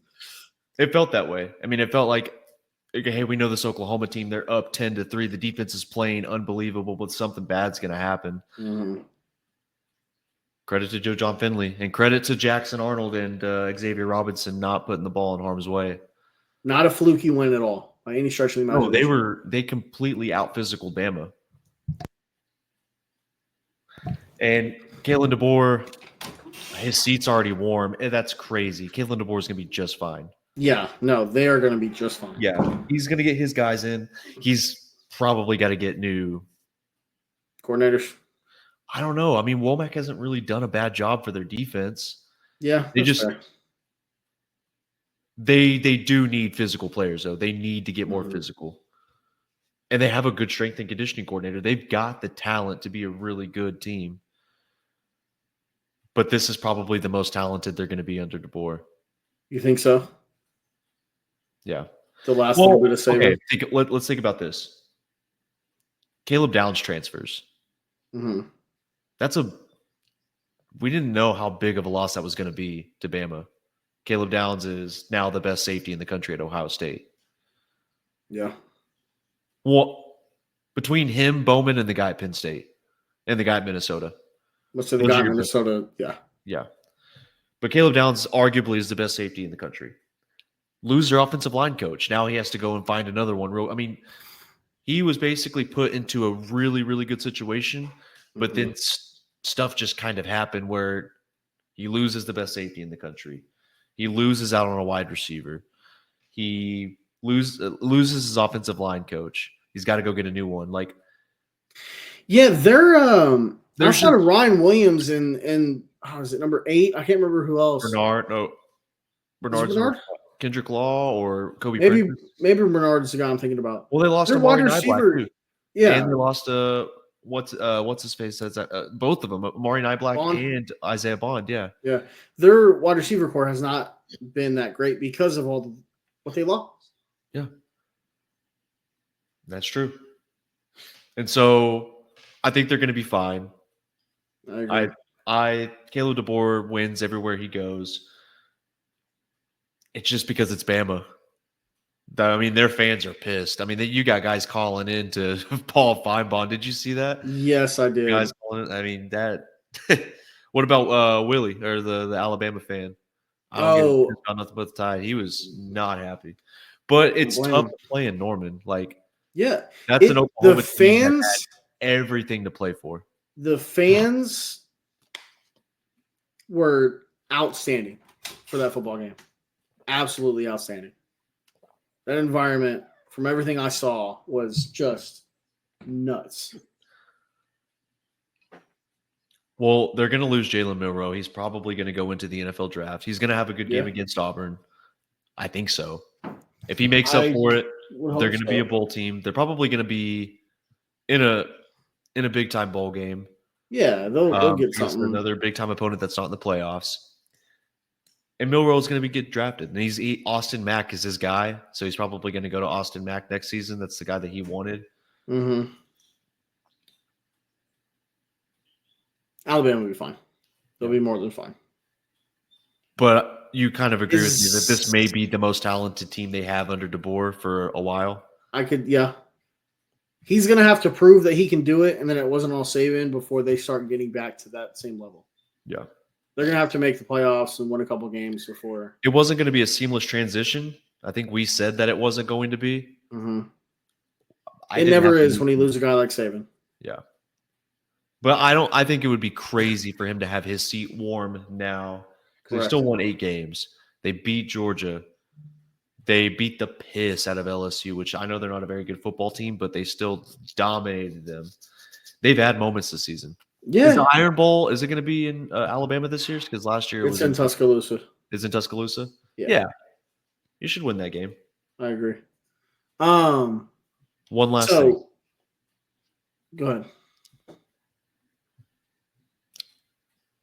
I've been very harsh on the offense and the coaching staff. For good reason. Yeah. Look, man, is there any reason to shy away from Joe John Finley? Yes. With what he's called? Optics. What does it have to look like against LSU? Does it need to look like Jackson Arnold throws for 300 yards and Zion Kearney and JJ Hester and Bauer Sharp and all these guys just have an insane game passing as well as running?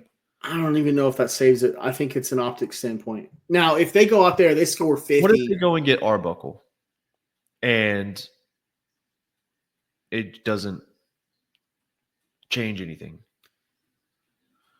Which I like John Mateer a lot. That guy, he's a tall Kyler Murray. That guy is fucking fast. If he decides to bring John Mateer with him, I like Jackson Arnold more though as a do thrower of the too. football. I think I do too. he doesn't have the same speed and athleticism as John Mateer. He's plenty good enough as an athlete, though. He Yes, showed it. But he's I just think got a bigger arm, and he's more pinpoint. Mateer, for as fucking awesome as an athlete as he is, and how fast, like I'm not even kidding. You go watch his highlights; he looks Oh, like a yeah. small Kyler Murray. He's Yeah. so fast, but I think Jackson Arnold has a chance to be a really, really big time quarterback. I agree with you, and I want Jackson Arnold back. I really do. The thing is, The game that he called was good, though. The the running game game. I that know he it was. called was good. What does But it have to look like? as Do they have to go up against a really good defense in a bowl game? They're probably not going to. They're going to go up against a 7-5 team. I hope we get USC. That wouldn't even be fun to watch. We would just fucking kick. I mean, it would for us, but for viewers that don't have a stake in the team, they would just be watching. Well, Us. Venables versus Lincoln Riley. Yeah, no, that'd be epic. We get USC's best shot. They'd give us their fucking very best. I don't for know Lincoln. if I trust Iowa to pass against Oklahoma's defense. I don't either, but I'm just saying, like they'd fight for Lincoln. I would think the way that our team fought for Brent this past week. Yeah. But what my thought process is Or Nebraska. you can't stick with Joe John because of how bad it's been. He's got the co-OC tag. Brent Venables likely is a make or break year next year.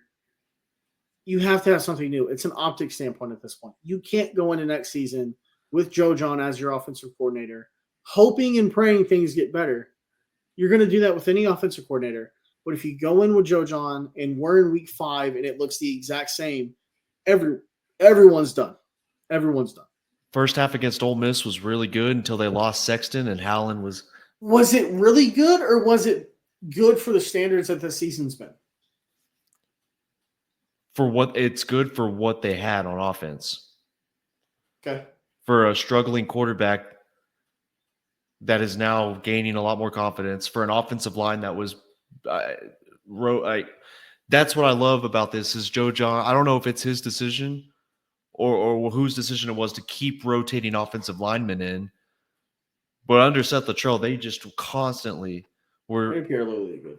Yeah, Sorry. they were constantly subbing in different offensive linemen to try to make something work. Joe John, under him, it's like, hey, we're just going to keep those guys out there. We're just going to let them develop and get better. And the offensive line has gotten better. It feels like he has a better understanding of calling a game and creating mismatches and creating open gaps for running back.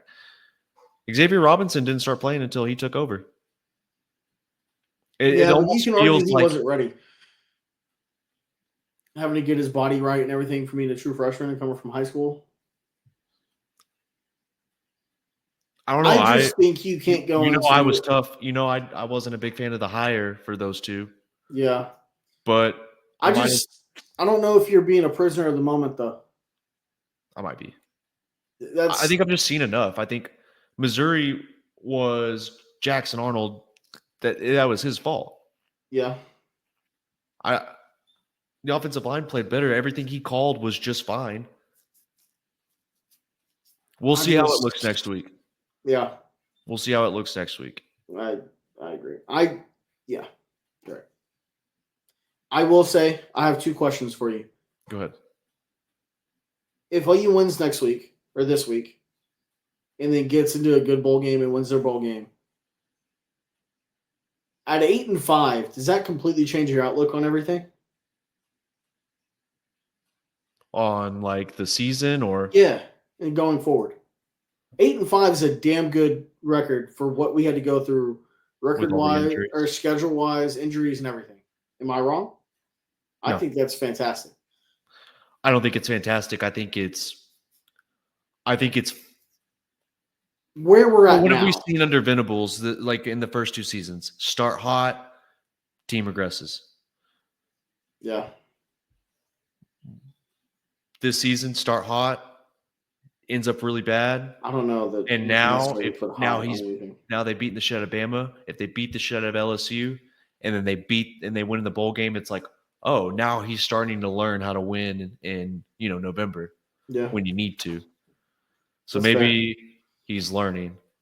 Is the win against Alabama? He also made a really good clock management decisions where it's like at the end of the first half, him trusting Joe John and like communicating with Joe John, like, hey, we got the third interception. Let's bleed the clock with 6 minutes left. Yeah. Just an absolutely beautiful drive. Yeah. Now, let me ask you this.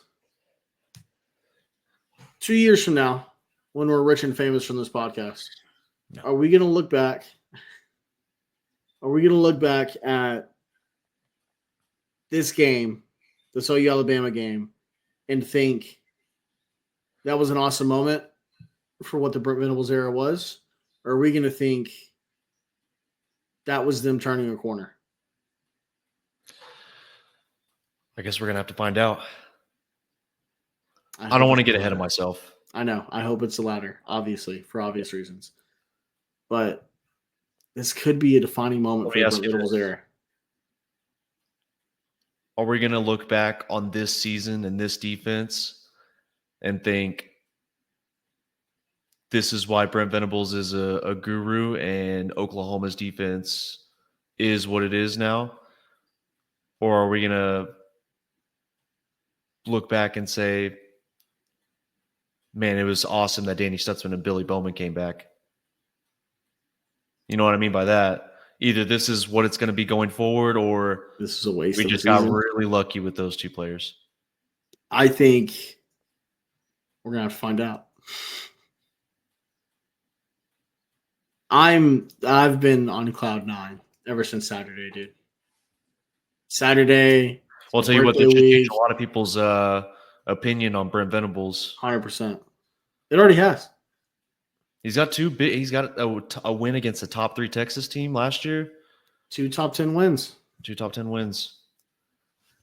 And it's Oklahoma. Like, you should, but when you lose a bunch of guys that might be playing on Sundays and you have a freshman quarterback and an offensive line that's not playing good, it's not going to look good. Injuries really derail your team. Mm-hmm. Look at South Carolina last season. Especially when it's just hyper-focused on especially when it's hyper-focused on one skill group and one that we thought and everyone thought was going to be the deepest on the team. Crazy. Absolutely insane. One last question. Mm-hmm. Is Jackson Arnold the guy? If he can do it again against LSU. Yes, that's the answer.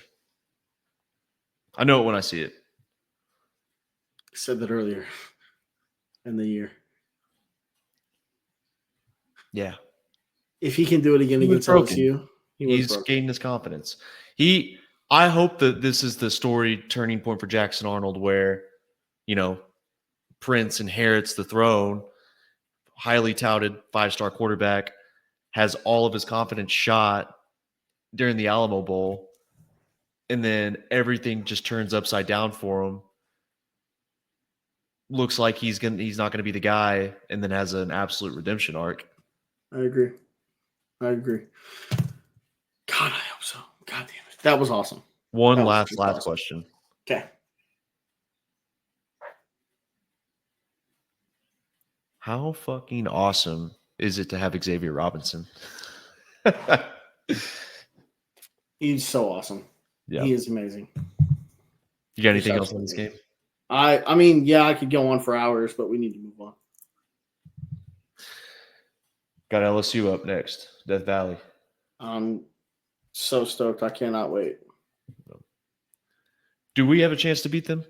Yes, like 100%. Legitimately? Yes. What is your confidence level? Confidence to nervousness? Nervous is a 0, confident is a 10? Yeah. 6.67. I think mine might be 9. They've been very bad against the run. Bowl eligible now. They've been very bad against the run. That's the standard at Oklahoma now because we're in the SEC. Yes, it is. No, it's not. Get ready for a wild ride. Okay, we need to, as a podcast that's a fan of the Oklahoma Sooners, we probably need to lower our expectations a little bit. We do. We do. because the SEC is going to be very tough. Yes. I think every team should. I agree. So, all right.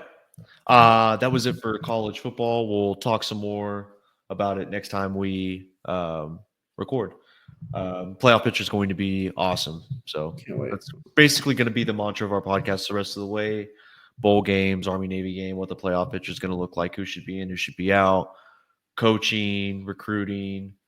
I can't wait. It's going to be awesome. So stoked. Draft stuff. Yeah. It's going to be fun. Pro football. So the NFL, we already talked about Cleveland. Yeah, we did that last week. Yeah. Let's talk about that. Let's jump into just a few of the NFL games and then we'll wrap it up. I guess we can go ahead and we can start with Vikings Bears overtime, Minnesota 30, Chicago 27. I'm not really even like mad anymore that we're losing these games. We continue to invent new ways to lose football games. That's the Chicago Bear way, unfortunately. Did you get a chance to watch this game? I saw bits and pieces. I don't know what's going on with the defense. They're just not good anymore. They're supposed to be like a top 10 defense this season. They're kind of Swiss cheese. Either that or Sam Darnold's just a very, very good quarterback all of a sudden. Not generating push. Javon Dexter's taking a step back. Montez Sweat's getting double teamed. When he's not double teamed, he got his one sack. It was the only time he wasn't double teamed all game. He got a sack in overtime. I don't know. I mean, we know what the season is. I don't really have to go much further. The picture is clear. Please just don't get your shit kicked in by the Lions, even though it's probably going to happen, unfortunately. You might win one or two more games going forward, get a top 10 pick. Caleb Williams, it's never been more clear that he's the guy. Yeah. He's so good at quarterback. There's a reason he was the number one pick in the draft. He just makes throws that these other rookie quarterbacks can't. He makes throws that Bo Nix thinks he can make. And sometimes can. He outdueled Sam Darnold, like statistically. Crazy. Yeah. You know, he made big. I mean, it was bad. It was 24-10. Offense couldn't do anything, and he basically willed them back. Which, by the way, onside kick was sick. Mm-hmm. Caleb Williams doesn't get a shot at that comeback if they don't make that onside kick. I had no hope that it was going to happen. So I'm glad you didn't text me because you were further ahead than I was. I thought about it. But, you know, he had some awesome throws in this game. Vikings have a for real defense. I think they're a Super Bowl contender if Sam Darnold continues to play that way. They just have so much talent everywhere. They're good in the trenches. They're deep on the team. And yeah, no, I mean, that just proves how awesome and good of a quarterback Caleb Williams is. He had some awesome throws in this game in between defenders. He had a throw to Cole Kmet in between two defenders. Mm-hmm. Was the perfect throw. He had one to Keenan Allen in between four defenders. I mean, they couldn't do anything to stop him. When he throws the football, I'm not scared when he throws the football. I used to clench my ass when like Mitch Trubisky would when the ball came out of his hands. Yeah. You know what I mean? Yeah. So it's nice to know that we have a quarterback of the future. I hope. I got to wait till he gets paid to buy his jersey. But yeah, no. The sack was bad. The sack in overtime, throw the ball or run. Like, that's him being a rookie quarterback. He sat in the pocket for 6 seconds, wouldn't let the ball release. Offensive line did its job. I don't know what he was thinking. He's a rookie, okay? That's what it is. He's a rookie. I hate to admit it, but, I mean, you were right. You said the Bears were probably going to be a 6 or 7 win team. Good job on that call. Thanks, man. Was it because of Matt Eberflus? No, it was. I thought the team was good. I thought your defense would be good enough. I didn't have faith in your offense coordinator, and I figured, especially with the rookie quarterback, I didn't trust it. Caleb's been good though. He has been good. Caleb's been a lot better than I expected. Thomas Brown has done a fantastic job, dude. He has. The running game was not there. He had guys. He had that offensive line. Does he have a shot at keeping the job next year? I think it depends on who they hire. I'm sure if they hire an offensive minded head coach, I'm sure they're gonna look. So you think Eberflus is done? Like they're gonna wait. They never fire guys in season, so they're gonna wait till the end of the season. Yeah, no, he'll get fired. Okay. And then he'll be a defensive coordinator somewhere else. If you're going to hire Ben Johnson or whoever it may be, they're probably going to fucking hire like the offensive coordinator from Matt Rule. Oh, sure. Yeah. Though I wouldn't mind Liam Cohen from Tampa Bay. Mike Gundy. He's going to the Jets. He's going to the Jets. Yeah, you're right. It's funny. When I was at the wedding, my buddy, he's a Commanders fan, Reggie, and he was upset with what happened. And I told him, I was like, dude, I had a heartbreaking loss too. I'm a Bears fan. And I was like, he stopped me mid-sentence. He was like, dude, just stop right there. You're a Bears fan. You guys are cursed. I don't know what to tell you to make you feel better. Like, I'm sorry you're going through that. He was like, you guys might be the most cursed franchise in the NFL. And I had to correct him and say, no, that's the Jets. Jets are in. Is it the Jets? No, it's the Jets. Yeah, it's the Jets. Dude, the Jets are in much, much more misery than the Bears. Well, I was going to say the Browns, but Jameis Winston. They do have Jameis. And Kevin Stefanski's a good coach. He is. So. He is. Their front office is just terrible. Yeah, the Haslams are terrible owners. We need to fire Kevin Warren. Why the fuck is there a middleman in between the owner and the GM? I don't like that Ryan Poles has to report to Kevin Warren. I hate that guy so much. He stinks. I believe in Ryan Poles. I do like Ryan Poles as a GM. He's got to get it right for the coach, though. Yeah. So Liam Cohen from Tampa Bay or Ben Johnson, if you're gonna hire a coordinator to become head coach. Okay. If you want to get an established guy, try to figure out a way to get Vrabes. Kyle Shanahan's buyout. What about Mike Vrabel? Would absolutely love that. That ain't gonna happen though. It would be too good to be true. I feel like Vrabes would be a perfect fit for Chicago. 100%. But if they hire Vrabes, I don't know if they would stick with Thomas Brown. That's true. I think they should. Do you think he's earned at least somewhere to get a shot as maybe an OC or something? The Packers have a good defense. Thank you. The offense, I mean, you watched that game last week. Yeah. Chicago was moving the ball just fine against a pretty good Packers defense. That Minnesota defense is really good. Very good. And Caleb Williams had to play some hero ball, but he did a pretty good job. The toss plays, the running back toss, that's not going to work every time. Like, he's got to figure out a way to be able to run the ball without having a toss play. Yeah. But there's only so much you can do when the Vikings just are so good at stopping the run. Doesn't it feel like that's what you want in your quarterback? You want a quarterback that can play hero ball but doesn't always have to. Well, that's can turn it on when they need to, right? Best. Caleb Williams is not a guy that he is a pocket passer, but he's not solely a pocket passer. Like he reminds me a lot of Jordan Love in a way, where Jordan Love can't just sit in the pocket. Like, Jordan Love has to kind of get outside a little bit.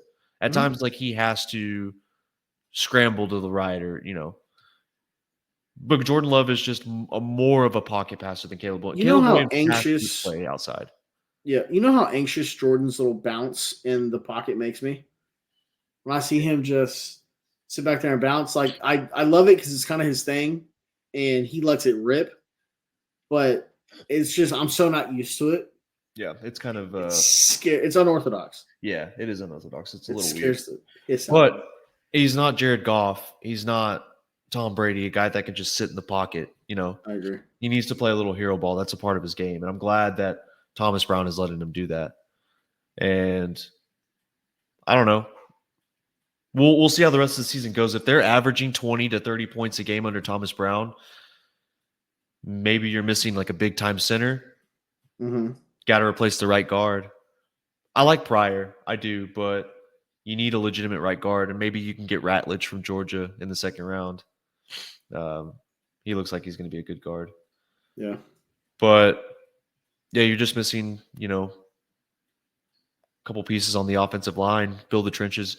We need like a big time edge rusher, and we need a big time interior lineman with like twitch. Yeah. Like a Walter Nolan or one of those guys. Yeah. Or Kenneth Grant, from Michigan. Like we need a big time interior. Those are guys no one can ever have enough of, though. Yeah. That's the thing. Everyone's always needing something like that. And I think Zach Pickens can be a good pass rusher. He's not going to be a guy that you can count on every time. You know what I mean? Yeah. He's not going to be leading the team in sacks, the guy that's going to come up with the game ceiling sack or anything, but he's going to be a consistent 6.5, 8 sack guy, maybe. Yeah. At best. Yeah. It'd be nice to get like a Reggie White or like a, those don't grow on trees or something. Yeah. So I don't know. We'll see. They definitely need to build the trenches though. Yeah. I would kind of like to get out of the Tremaine Edmonds contract. 4 years, over $100 million, and just draft a linebacker. Yeah. That's why I think it would be perfect to get Danny Stutzman. No. Played so much dude, football. If Danny was a fucking Bear, I'd be sick. I think he'd be a good fit for whoever. It depends on who the defensive coordinator is going to be. I think he'd be a fantastic pick anywhere. But God damn it, dude. Nothing would make me more angry than Danny being a Bear. I'd keep the same skill position guys. I like Swift. I think Keenan Allen's on a 1-year contract. I think while Caleb's on a rookie contract, I think you got to keep his weapons. Especially that's just going to grow more confidence for him as he's learning. So, yeah, you need to keep those guys. Yeah, trenches is really the only thing I can think of right now. And then maybe getting out of the Tremaine Edmonds contract. But it's 4 years. He's got 2 years left on it. Yeah. So that'd be some dead money. But I would like to. I think right now, with Caleb on a rookie deal, you might just have to deal with it. Yeah. But he just hasn't been good. That might be a system. Yeah, but you don't want to get into like Saints, Packers level cap hell where you just keep kicking everything down the road. But if you can get out of that. That is true. If you can pay for it now and not later, get out of it now. That's true. Because then if you get like a Danny Stutzman or you got to saying that. I'm gonna throw up on here. Well, either that or like a Barrett Carr. I mean, whoever it may be. Like if you can get one of those guys that's played a ton of football, that can play as a rookie, you let them develop, you let them get better. So I feel like y'all would have been perfect for old Peyton Wilson last year. Yeah, I would have liked Edgerrin Cooper. Yeah, I would like him to be healthy. Yeah. That's really all I have on the Bears. Vikings are a legitimate team. I think they're a Super Bowl contender. That Vikings-Lions game in the season might be for the 1 seed in playoffs. Yeah, that's true. I don't know. I think you guys are going to beat the Vikings at the end of the season, to be honest. I don't know. I have a feeling that you guys are going to beat the Vikings. The only other loss I can see the Packers taking is either Thanksgiving or like the Lions next Thursday. Yeah. You'll win 11 games. I fucking hope so. I just don't know if you guys can win a Super Bowl. No, I don't think we can. I've been saying the last few weeks, it's the Lions Super Bowl to lose, in my opinion. Yeah. What'd you think of Caleb Williams? I thought he looked good. I mean, the stats obviously tell the story. I think he looked fantastic. Yeah. I think it's his best game as a Bear, probably. I 100% agree. I thought that was his best game as a Bear. He looked poised. He was getting the ball out. That's the one thing with y'all's offensive coordinator. What's his name again? Thomas Brown. Thomas Brown. He has Caleb Williams playing in rhythm. Yep. quarterback is a timing position, and he is. Well, he's done a seems to be great really job on time. teaching him and coaching him. Mhm. So, and I think I would love to fire Eberflus and just promote him to interim head coach. Really. He's got the attitude for it. It's a That's very like Mike Tomlin attitude.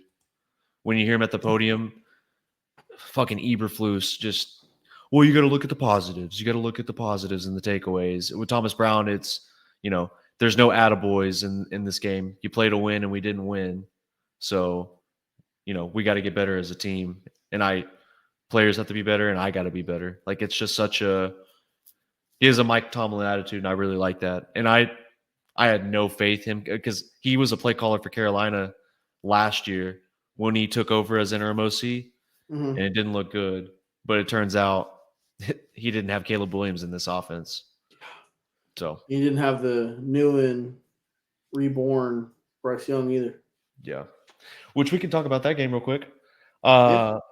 Chiefs 30, Panthers 27. Bryce Young, man, he's looking good. He's looking good. The stats, they don't blow you away, but he had some big time throws in this game, dude. Oh yeah, he looked really good, and so did Mahomes. I thought Mahomes looked really good. I mean, he looked like vintage Mahomes in this game. I didn't get to see a ton of it. But I saw some. I saw the ending. The Panthers have a D Moore on their team. They do. They have a D Moore, David Moore. Oh yeah. I saw Moore on the back of a Panthers jersey, and I freaked out for a second. Like, wait, what? He went back. Dreaming the last fucking 6 months. Yeah. Year and a half. What do you think the Panthers are missing? Because I kind of like their skill position. I like Xavier Legette. I think they need to feature Jalen Coker more. I'm high on him. Chuba Hubbard's a badass running back. I still think they need depth and talent on the interior. Ashton Genty? Shit. I don't think he'd help them. No. What are they missing? Like a tackle? A safety? You know what they need? They need Luke Kuechly back. Yeah, tell me about it. That guy's stud. They don't know what they had in him and fucking Cam Newton. Bryce Young, he's got his confidence back. Him sitting the bench. I've always liked Bryce Young. Yeah. So I'm happy that he's doing good. A lot of Panthers fans are feeling a lot of like animosity towards like Bears fans and the Bears organization for what happened. Mm-hmm. And it's kind of funny because Bears fans on social media are like, we didn't want this, we didn't want y'all were basically just like the catalyst for like us to get what we got in Caleb Williams. Yeah. We didn't want y'all to be, shit. We hate David Tepper just like you. I mean, we love David Tepper actually. But it's so funny because Panthers fans are just shitting all over the Bears, and Bears fans are like, what did we do? Yeah. We didn't want you guys. Like, we feel bad for y'all. We want y'all to succeed. We want an even trade. Not anymore. I'm so glad I didn't take the Chiefs to cover. The Chiefs to cover. I was thinking about it, but those 0-3-1 on the road as a favorite, Patrick Mahomes against the spread. Yeah. It holds true. And the Panthers looked like they were going to win this game at one point. I know. They tied it up, and they got the field. It looked like they were going to stop them on third down. Like, it was surprising. That's just Patrick Mahomes, though. You can't give him 1:40 to get down the field. I know. But it looked like it was going to go into overtime. I was very impressed with Bryce Young, though. That's the story of the game for me. It looks like he's getting his mojo back, and Canales has done a really good job of, getting him some confidence. Yeah. If they can they got Xavier Legette. I still believe in Jalen Coker. I think he's going to be a really good wide receiver. They just don't know what they have in him yet. Prayers for Jatavian Sanders. That was a scary injury. It was. Let's hope that guy can continue to play football. What officially came out? Because it looked like he severed his vertebrae, or not his vertebrae, but his like spinal cord. He landed right on his head.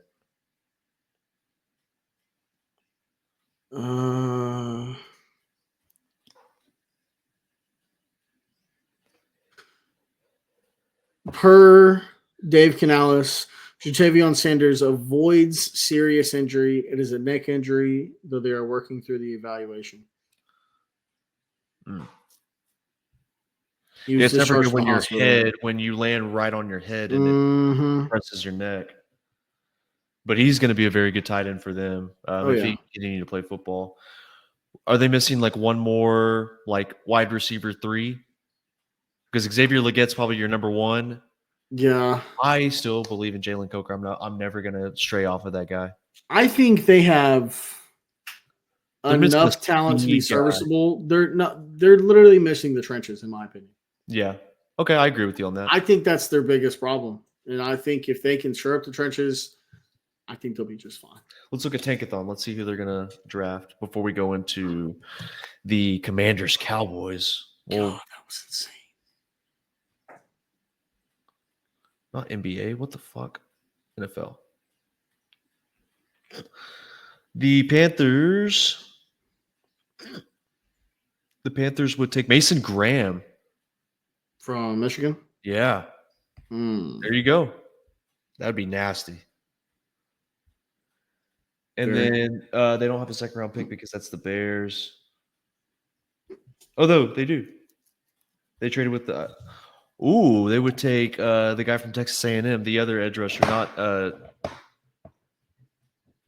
not Scourton, but Shamar Stewart.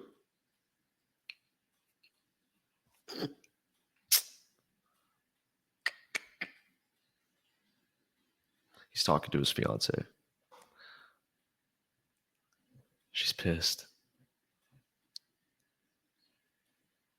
Dalton, when are you going to come to bed? Damn, you have really good hearing, man. That's crazy. Yeah, the Panthers would take Mason Graham, and then in the second round, what they traded with the Rams, they would take Shamar Stewart, the guy that plays on the other side of Nick Scourton. They're doing the trenches. Then they would take Davis. Oh, they would take Igbinosa from Ohio State in the third round. I wouldn't hate that. Another corner with J.C. Horn. Yeah. I wouldn't hate that. No. But yeah, I agree. Well, Panthers, I mean, they're looking much better, man. Yeah. Who's up next? Buccaneers. That's going to be a rough one. Never mind. Oh, yeah, let's talk about that real quick. Buccaneers 30, Giants 7. Brian Daboll, I mean, he's done. Unfortunately, I like him as a coach, but you can tell he's lost the locker room. Yeah. Did you see Malik Neighbors' locker room presser? No, I did not. He said he didn't get his first catch until it was 30-0. He said, ask Brian Daboll about that. Word for word. Jesus. Yeah. But let's talk about the positives. Dude, Baker Mayfield has to be the most fun quarterback to watch in football. 100%. And let me know if I'm wrong. He is the most polarizing, most fun quarterback to watch. I agree. I agree with that. Motherfucker slinging the ball. He's running the ball as hard as he can. He's giving the fans what they want. The Italian, forget about it. He's so awesome. And then he's also the lead blocker on a fucking long Buck Derby run. Yeah. My favorite thing about Baker is his downfield blocking. Is that bad? You and I, an Italian and a German, doing this, getting together, World War III maybe? Some the Axis of powers. Yeah. Yeah. I think we need to get some Japanese people. No, that's not bad at all. Okay. Yeah. Right. That was so long ago, dude. Come on. But yeah, no, Baker Mayfield is a dog, and he's so fun to watch. And you're kind of on the – when did we talk about this? We talked about this after the Buccaneers lost to the 49ers and said we should probably go in on the Bucs winning the division. Mm-hmm. It's kind of looking that way now. Yeah. And the Falcons have been sputtering at best. Well, their schedule got tougher, and Baker Mayfield plays better in October and November. He's just a better football player. He comes alive, and this has been going back since his OU days. He's just a much better football player when it starts getting cold. Yeah. So, yeah, dude, I love Baker Mayfield so much. He's the greatest. Yeah, he's the best. And does he still lead the league in touchdown passes? I don't think so. No. Yeah, because he didn't have one. But who? Yeah, they play the Panthers, Raiders. Chargers are going to be a tough one. They should beat the Cowboys and the Panthers and the Saints. They have the rest of their schedule. I mean, the Chargers are going to be their toughest out. Yeah. So there's that. Cowboys, we will find out, and we should go ahead and talk about that. Cowboys 34, Commanders 26. Wow. Insane. I got a question for you. Mm-hmm. Yeah, by the way, it's Joe Burrow, Lamar Jackson are tied with 27, Baker has 24, and Sam Darnold is fourth with 21. Okay, good to know. Jaden Daniels. Caleb Williams is 22nd with 11. Yeah, I know. He'll get there. Yeah, Jordan's got 18. Yeah, he'll get there. Sorry. Jaden Daniels. Is he okay? Can you blame it on the rib injury? I mean, how severe is it? I don't know. He wasn't bad. I think we need to slow down on him a little bit. I agree. Because he's a very, very good football player, and I think he's going to be a franchise quarterback for them for a while. Mm-hmm. But we kind of got ahead of ourselves. Yeah. We tend to do that. We should. We're fans. It's not fun for me to sit here and say, yeah, we should slow down on a player after week 2. Like I would like to continue to just overreact. That's what we are. This podcast is predicated on overreactions. 1,000%. Who are we if we're not overreacting? Yeah, exactly. But maybe we need to slow down a little bit. You can't spell overreacting without ovaries. Yeah, exactly. And we're ovulating on this podcast. Yeah. Goddamn right. Goddamn right. That has to be like the most Bears loss. That was the most Bears way to lose a game for the Commanders. Yeah. Jane Daniels makes a throw to Terry McLaurin. He takes it the rest of the way, 86 yards. And they missed the extra point. And you know what sucks about it? It was Austin Seibert. Yeah, I know, dude. It hurt my soul to watch it miss. And then just to pour on to how devastating of a loss it was, the onside kick was taken back for a touchdown. Oof. The Cowboys, man. A bad loss. They won a game. They did. The Cowboys won a game. Who knew? All it would take is them playing against the fucking Commanders.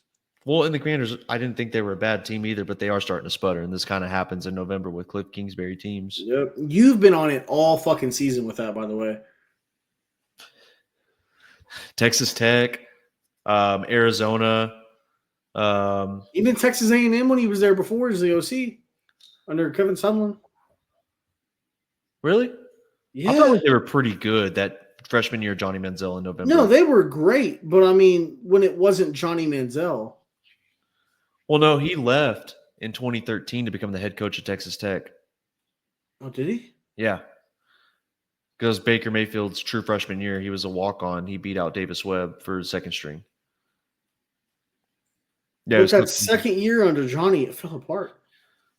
Because it wasn't Cliff Kingsbury that was offensive coordinator. Oh shit. Okay. Yeah. Yeah, no, he was at Texas Tech. Cliff Kingsbury was. But I mean, that's been the Cliff Kingsbury model. Yeah. So, but I mean, their defense is the one that let them down. Yeah. Cooper Rush had really good game. I didn't really watch too much of this game, but I did see.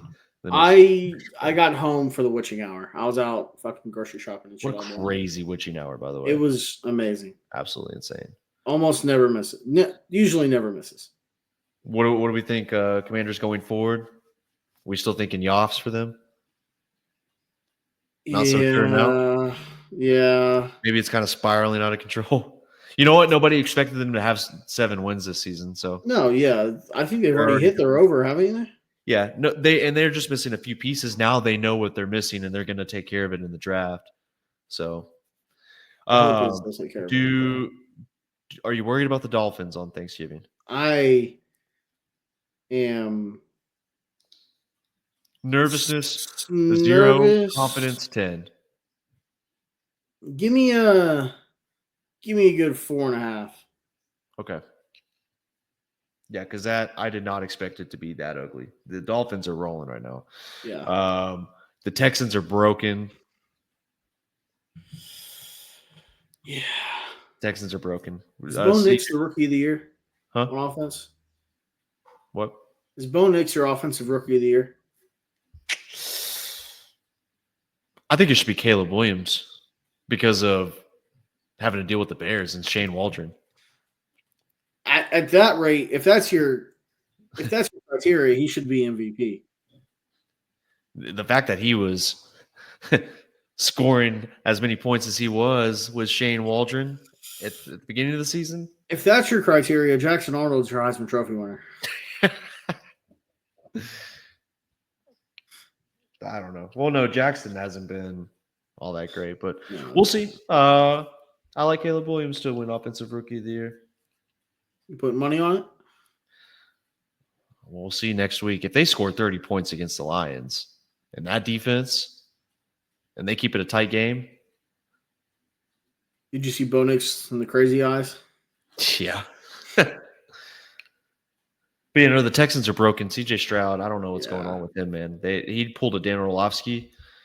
And he did. Guess who else had the crazy D'Amico Ryans after that? Yeah.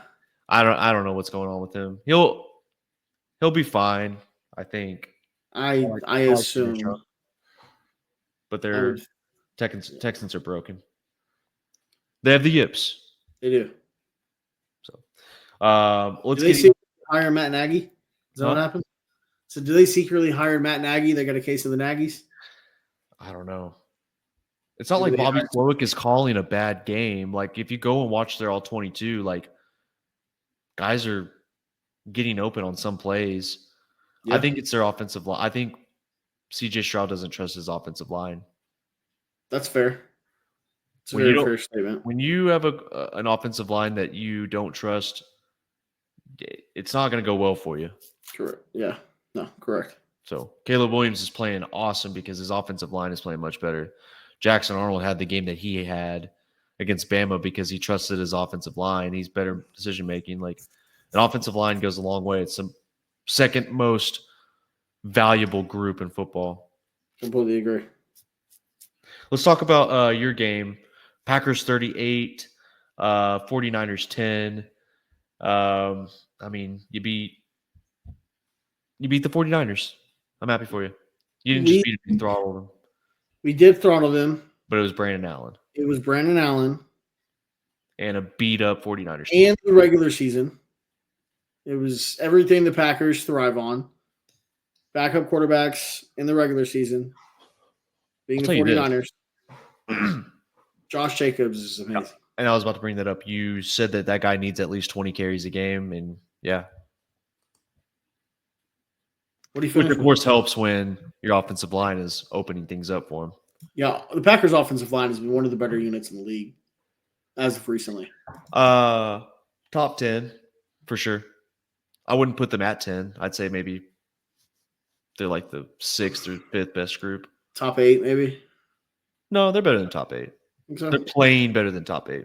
That's fair.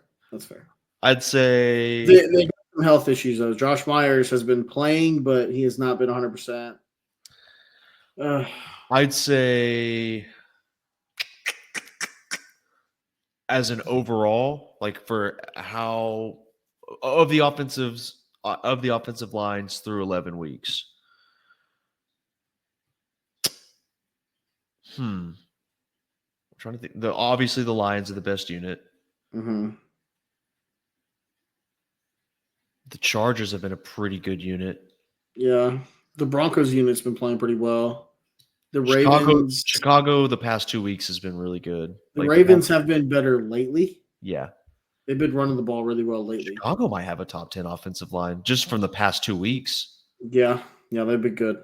They've been good. The past 2 weeks, they have been good. Maybe the Packers are. I think you might be onto something. They may be a top 5 offensive line now that I think about it. The Dolphins. I think that the Packers have very, very good strengths. They have high ceilings and low floors in the offensive line. I think you have a lot of positions that have high ceilings. I just don't know about left tackle. Yeah, no, and I don't think, but I'm saying like right tackle, Zach Tom, one of the better tackles in the league. Yes. Guard with Elton Jenkins, one of the better guards in the league. Yes. Sean Ryan's been playing out of his mind. Jordan Morgan, when healthy, has been decent. I think How high is his ceiling? I don't know. Is he guard, one of those? I think it's much higher at guard than it is at tackle. Let me ask you this. Is it better since the offensive line, since the high ceiling players that were kind of projects are working out in your favor?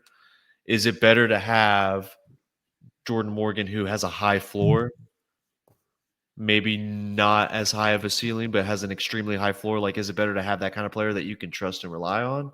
Or would you rather have a guy like Will Campbell? I think, well, here's the thing. Jordan Morgan, get Will Campbell, but I'm just asking. Yeah. I think it's better. An offensive line is predicated on consistency. In my eyes, I think you want positive consistency.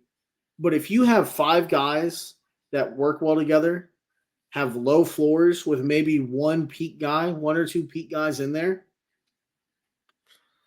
but there's continuity and positive consistency within an offensive line, I'd take that over 2 stars and then a couple guys that don't know what the hell they're doing. Okay, that's all. I agree with you. I didn't get to watch this game. How did Jordan Love look? He looked good. He looked like a guy that knew they were going to pick apart a defense that was beat up, and a guy that also knew their defense would succeed against an offense that probably wasn't going to be able to move the ball. They looked very comfortable. What was his best throw? I didn't watch the whole game. I had to go out to dinner. But he had one on 3rd and long across the middle to Romeo Doubs. That was just perfect. Doubs had 6 targets, but he had 3 catches, all 3 on first down. All 3 of them were first down conversions. How did Dontavian Wicks look?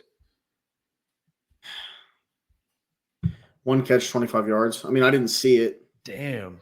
Dontavian has been hurting my soul this year. Is he hurt? No, he's been fine. He's just Romeo Doubs is hurt. Rome got a concussion on his last catch, and it's probably not going to play, especially because it's being a short week. How did Xavier McKinney look? Just fucking he looks like the equivalent to Saquon Barkley, but on defense. That the Giants just shouldn't have got rid of him. Should have done everything they could to hold on to him. He needed to bounce back after the rough game last week. He did, and he did bounce back. Do you still want to kill Keyshawn Nixon? Yes. Damn. You were high on him after the playoffs last year. I was, because he played really well, but I was a prisoner of the moment, and I was really high on the team as a whole. But I just don't see the writing on the – I see the writing on the wall with him, and it being he's a good special teamer. He's not that good of an actual DB. You're not going to pay a kickoff returner millions of dollars a year. What do the Packers need in the draft? Sadly, the same shit they've needed the last few years. I think they need depth at tackle. I think they need a star corner opposite Jair. And I think they need depth at interior backer. They need depth. They do not need depth. They need depth at interior backer. Or they just need another starter. Stutzman. Do they need a quarterback? Yes. Yep, they do. Or they just need Kalen King to be awesome. You heard it here first. They need a new quarterback. They do. I think we should trade Jordan Love and 4 first-round picks to the Bears for the Bears' right tackle. I think that's how dire it is. Darnell Wright? Yeah. He's been good. He has been good. He's been good. And what's funny is I said right tackle. That's the strongest offensive lineman that we have on the team. I meant left tackle, but Rasheed Walker's actually been pretty good last few years. But like I said, I'd rather take a higher ceiling guy than Rasheed Walker, especially with how solid the rest of our offensive line is. And I know I just said that I'd take Danny Stutzman's mine, so you can't have him. Oh, dude. Or no, we don't need Billy Bowman. Evan Williams is fucking amazing. No, Chicago's already projected to draft him in the 5th round. That'll be a steal. Imagine if you get Danny Stutzman and Billy Bowman. I would fucking kill myself. We don't take Oklahoma players. If we do, it's on the defensive line when we took Tommy Harris and Dusty Dvorak. Yeah, the Packers don't do it either unless it's a fucking fullback and Aaron Rokowski, which he was a beast. Done. I love Aaron Rokowski. Does it feel nice to finally have a run game? Because you never had that under Mike McCarthy. You haven't really had it under LaFleur either. Yeah. Even though Aaron Jones is fantastic, but Aaron Jones is more of like we used him more of like a gadget guy. We didn't do straight up run a whole lot with him. They used him in a lot of different ways, which he was fantastic, and I love Aaron Jones to death. That guy just torches the Bears. He was a problem all week yesterday. It was the Bears and the Cowboys. If he could just play the Bears and the Cowboys for 17 games a year, he'd be the best player of all time. Yeah. Well, you had a stint with Eddie Lacy, and that was it under Mike McCarthy. But fuck, dude, I love Fat Lacy. Heavy Eddie was the best, man. Yeah. And not Eddie Radosevich. Although Heavy Eddie Radosevich is a good. Are you happy with the win? Like, I mean, well, and that's a legitimate question. Obviously, you are, but like, are you? It doesn't move the needle for me. Okay, that's what I was going to ask you. Yeah, it doesn't move the needle for me on what this team is. I think they're going to be They got to beat the Dolphins. I think they got to beat the fucking Lions if they really want to move the needle for me. I think they're a really good team, and I think they have an opportunity to make a run in the playoff. It is asking a lot. How about beating the Vikings? The line, I would appreciate that. We always split with the Vikings though. We almost always split with the Vikings. I'm sure we'll be fine. Vikings are a good team this year though. Really they are very good. They are very good.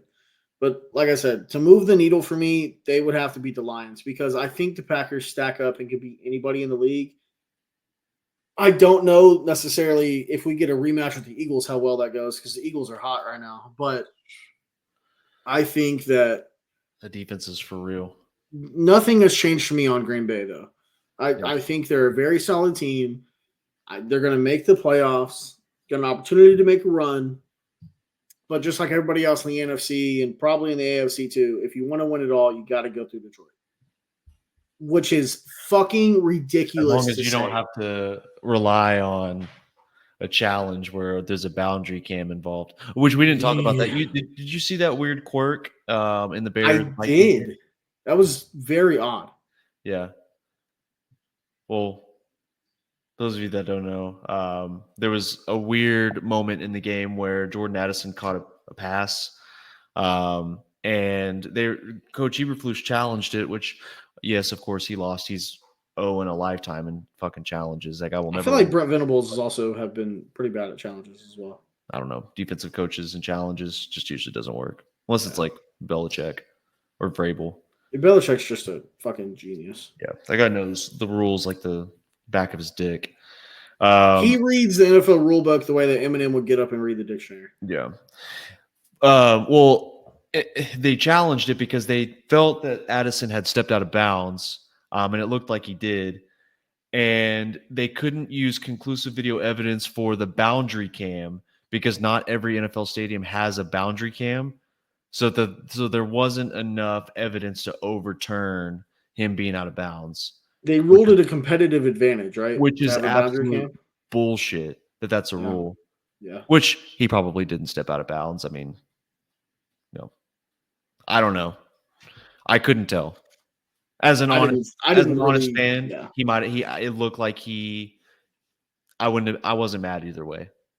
So, but it is bullshit that you can't use a boundary cam. That's absolute horse shit. Yeah. Yeah, but that's how that goes. Eagles are for real. They dominated the Rams. They are the biggest threat to the Lions right now. Agree. Them and the Vikings. Mm-hmm. So there's that. Well, actually, it's the Bucks because they're the only team that's beaten the Lions. That is true. So there's that revenge factor. And then the Hard Bowl, I was rooting heavy for the Chargers, man. I was hoping they would pull it off. Yeah, I was pulling for the Chargers as well. I would have really enjoyed to see that. I would have looked really that 45-1 Super Bowl bet for them would have looked really good if they would have pulled off that win last night. Yeah. Herbert, he looked good in the first half, and then just the Ravens are just too good of a team. Lamar Jackson, the guy is he's so damn good. I'm starting to get sick of the Ravens though, because they do this where they make you believe, and then they get to the playoffs and lose to Kansas City or Buffalo. Yeah. So I don't know. They got Derrick. Are the Ravens the Packers of the AFC? If they don't make the Super Bowl this year, yes. Yeah. I hate that. Now you got Derrick Henry. Your offensive line is playing better. You're going to get Kyle Hamilton back. Your defense is playing really good. Yeah, I thought missing Kyle Hamilton would be a lot bigger of a detriment to them. And I mean, it remains to be seen. It is. Yeah. Their secondary is very suspect, though, still. That's true. That is true. So maybe I still think they can clean it up. I think their secondary can play better, but you need Kyle Hamilton back because it's him and Humphreys, and that's it. Yeah. Brandon Stevens hot and cold. So, yeah. But Lamar Jackson has been playing too good the past 2 seasons, and now they have Derrick Henry. Like, they have to make the Super Bowl this year. Agreed. They got to win it or just make it? They got to make it. Okay. Because I'm still all in on the Lions winning the Super Bowl, which is going to hurt, but I'll be happy for my buddy that's a Lions fan. Yeah, I agree. I'll be happy for Lions fans because I've conceded the fact that it's not the Packers' year because the Lions are so good. They almost feel like the team of destiny to win it, and it would be. I angrily love Dan Campbell way too much. Yeah. All right. Do you have anything else? What do you think about Thanksgiving Day games? Do you all have a shot on Thursday? We beat Detroit in Chicago. We haven't been able to beat them in the Dome in a while. Okay. So I don't think so. Probably the answer there. Yeah. I don't think we have a shot. We'll probably beat them at the end of the season. We'll win again. We'll beat them when we probably shouldn't. For some reason, we just have the Lions number at home. Oh, shit. The Packers are at home? I didn't know that. I thought we were in. Oh, well, that makes me feel a little bit better. All right. Sway it the other way. That's just 6 on the confidence meter. So my buddy that's a Georgia sports fan. Yeah. I texted him after the win and I said that, and basically I sent him like the handshake emoji because he beat Texas for us and we beat Bama for him. He was like, "You have no idea how much I appreciate you." Did you see that that Georgia fan that was like streaming his reaction to the game, watching it live? He was going crazy. So funny. I'm going to watch those highlights when we get off this podcast. I might just watch the whole game while I do homework. Yeah. I want to relive it over and over and over and over again. Have the Cowboys I tuned in. I hadn't watched the Oklahoma breakdown in a while. Like, it had been a couple of years since I tuned into Eichert and Lehman, but I did watch their podcast. Yeah. I watched the Alabama post game. That was a lot of fun. They were happy. It was. They needed that. They needed that. I don't know if you heard Gabe and his wife. Oh, yeah. I saw it on Instagram. Yeah. So they needed that. Yeah. Sooners group's been super fun as well. George and Eddie and the guys. Yeah, it's been a while since I've tuned into them as well. Oh, they're so funny. So, but I watched Josh Pate's like basically like his overall thoughts on the game. Yeah.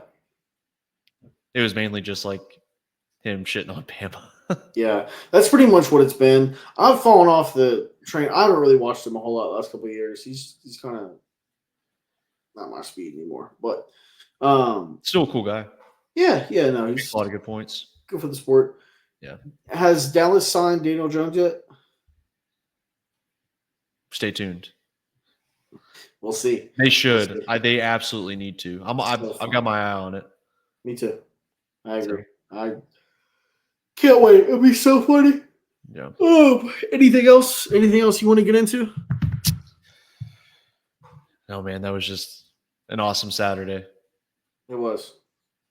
It was a very awesome Saturday. I can't stop smiling. I've been on cloud nine.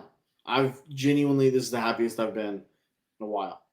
It's not just beating Bama. It's everything that had gone on. Exactly. In the season. I needed that win. I did. I've had a shitty football season.